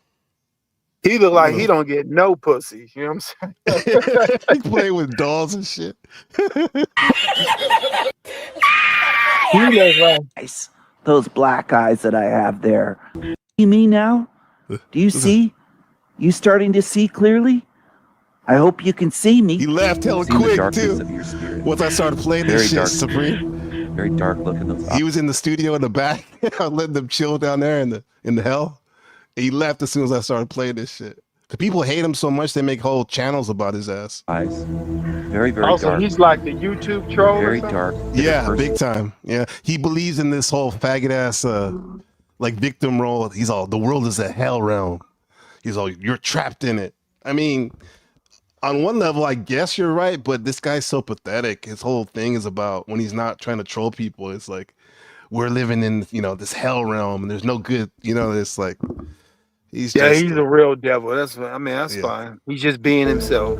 So I'm not. Extremely dark and dishonest. He ain't got no power here or anywhere else. Not in this. Yeah. You His know what I next mean? stalker. This is it. She said, "Oh, that's my stalker." Yeah. He's complimenting you. I mean, at least you can say Right? if he's trying to stalk you, man, it means you got his attention. You worthy of his well, Exactly. not worthy of his attention, but worthy. Anytime somebody's putting this type of energy into something, that means Yeah. it's worth their time. Like that's why, like, damn man, grown ass men on here stalking other men. Like y'all don't have shit to do with y'all's life or time. Grown ass men. Right. He That's how you know they're found this fag. picture of a feminist, a black lady with a shirt that said feminist. He took the time to search for all that shit and Man, wow. remember I used to check people? Yeah, all the I used to time. be like, you got all this time to play on my phone. I mean, on my broadcast, calling me up, calling up on the station, talking that bull. Right. And I used to That check comment them. from I'm Provo. like a grown ass man, and bring forth. I'm like, damn, bring. You should be chilling with your girl or something. You on here stalking men and shit. Right. You got nothing else to do. Bring forth Nothing and else all to them do. got Vice Lord. I was Yeah, like, God Vice damn, Lord. man. How these niggas got time to be on there fucking with other brothers on it, other men? You Vice Lord. Vice Lord. you on there trying to stalk other men on a broadcast. Like, what's up with these dudes? Yeah, man. Yeah, Man, make this shit up, Vice man. Lord, man. Vice You Lord used remember to Vice talk Lord, don't cash shit. No, look at Ali, you're an animal, Ali. You're an animal. Yeah, he Hey, used to talk cash shit. you got in them clips, brother, of Vice Lord. You remember? I think I got him on one of my hard drives. I do. Oh, okay. Yeah. We gotta hear even them my one day. even my wife would like laugh about that shit. About Vice that. He made a Lord. whole channel because he to us. Right? He had an intro and everything, a Man, little we had song and some everything. stalkers on it. There was some broad Yeah. that made some weird ass thing about some gay ass thing about me and Ali. Remember that Damn. Oh, that bitch took Nikki, what time was her out to name? make a post about us. You know what I mean? Yeah. I Yeah. remember that. She was a real loony too, boy. She was obsessed. Yeah, that was Blog Talk. Blog Talk was something else, man. Oh man. These people, bro. Yeah. Anyway, that brother Coop DeVille, he's a good brother. I met him about like I said, like about 6 months ago. He's all about that knowledge. He had a lot of good. I'm glad he didn't run away like some people might have. Could we give him a little pushback or whatever. But yeah, that was like you said, the participation is that's like gold, man. He said you have a nigga in your title. This dude got a rainbow for his Oh, you see him in the background his in the icon. back chat. In the back Yeah, chat. no. Yeah. He's just a I was weirdo, gonna say, bro. the He made that stream shit has up. nigga on the title. Oh, he talking about the title. Yeah. Put me on. Yeah, because these white boys, I was in this. Anytime you say, if as a black person you say nigga, like they go, oh, that means I get to say it. They get all excited and shit, bro. Brother Supreme clicked off for a second. I think he clicked off by accident. There he goes. Yeah, you get all excited, Brother Supreme. Right. Because we said the N word. Yeah. Right. His damn horn start coming up, man. He's like, nigga? Damn. He says, you're anti-white pussies. Yeah, okay. That's what he said? Some of us are actually part white. What's he talking about? Stupid ass. Where the hell is That's he? I just don't fucking, see him. I don't know. He's gone. As soon as I started playing that exposed video, he left quick, like a rat, like a roach scurrying away, like a cockroach. Yeah, he's just a devil looking for attention. You know, I'm used to them type. You know what I mean? Yeah, he's nothing. I've had white boys call on there and niggas and Yeah, all kinds of people playing on there.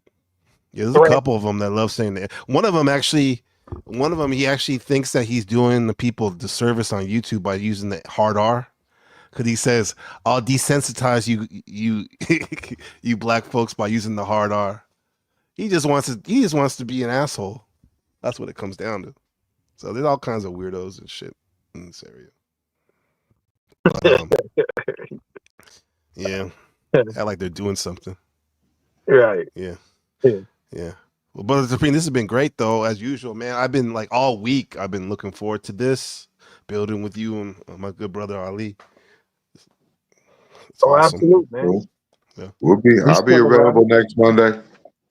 We're not going nowhere, brother. We here. We kicking that every chance we get, man. You know what I'm saying? Okay. That's how we roll. Absolutely. So, once a week ain't nothing. Yeah. I just do this shit every day. You remember? Every day. I know you can. Yeah. You did. I put it out there. Y'all was getting it every day. Everybody else was doing once a week or twice a week. Mm-hmm. Y'all was getting it from me every day, brother. I was bringing it for years. Every day. Huh? Every day. I remember. Every day. We built every day, man. We broke bread. You know, we bought the bread, the daily bread every day. So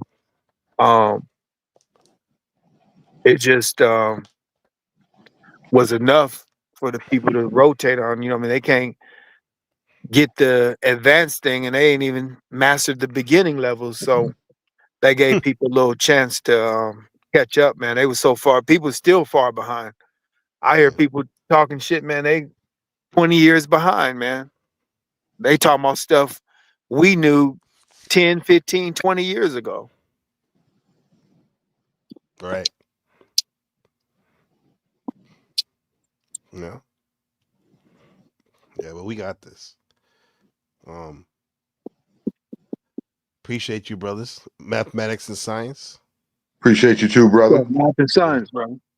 Mathematics and science. Mathematics science. I'm gonna play this intro, which is a clip from the outro. It was from an old video we had. Let me start the math and science chat. We'll see you next week in the coming days. Let me see.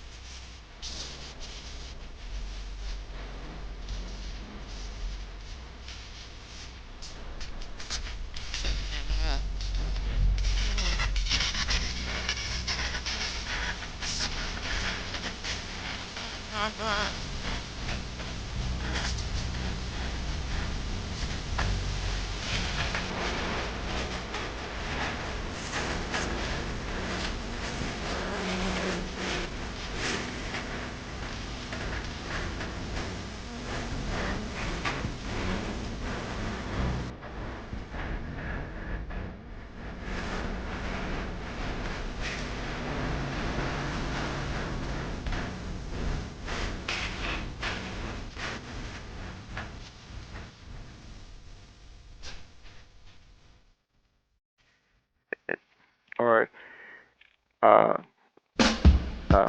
what can I say, hazardous to your health.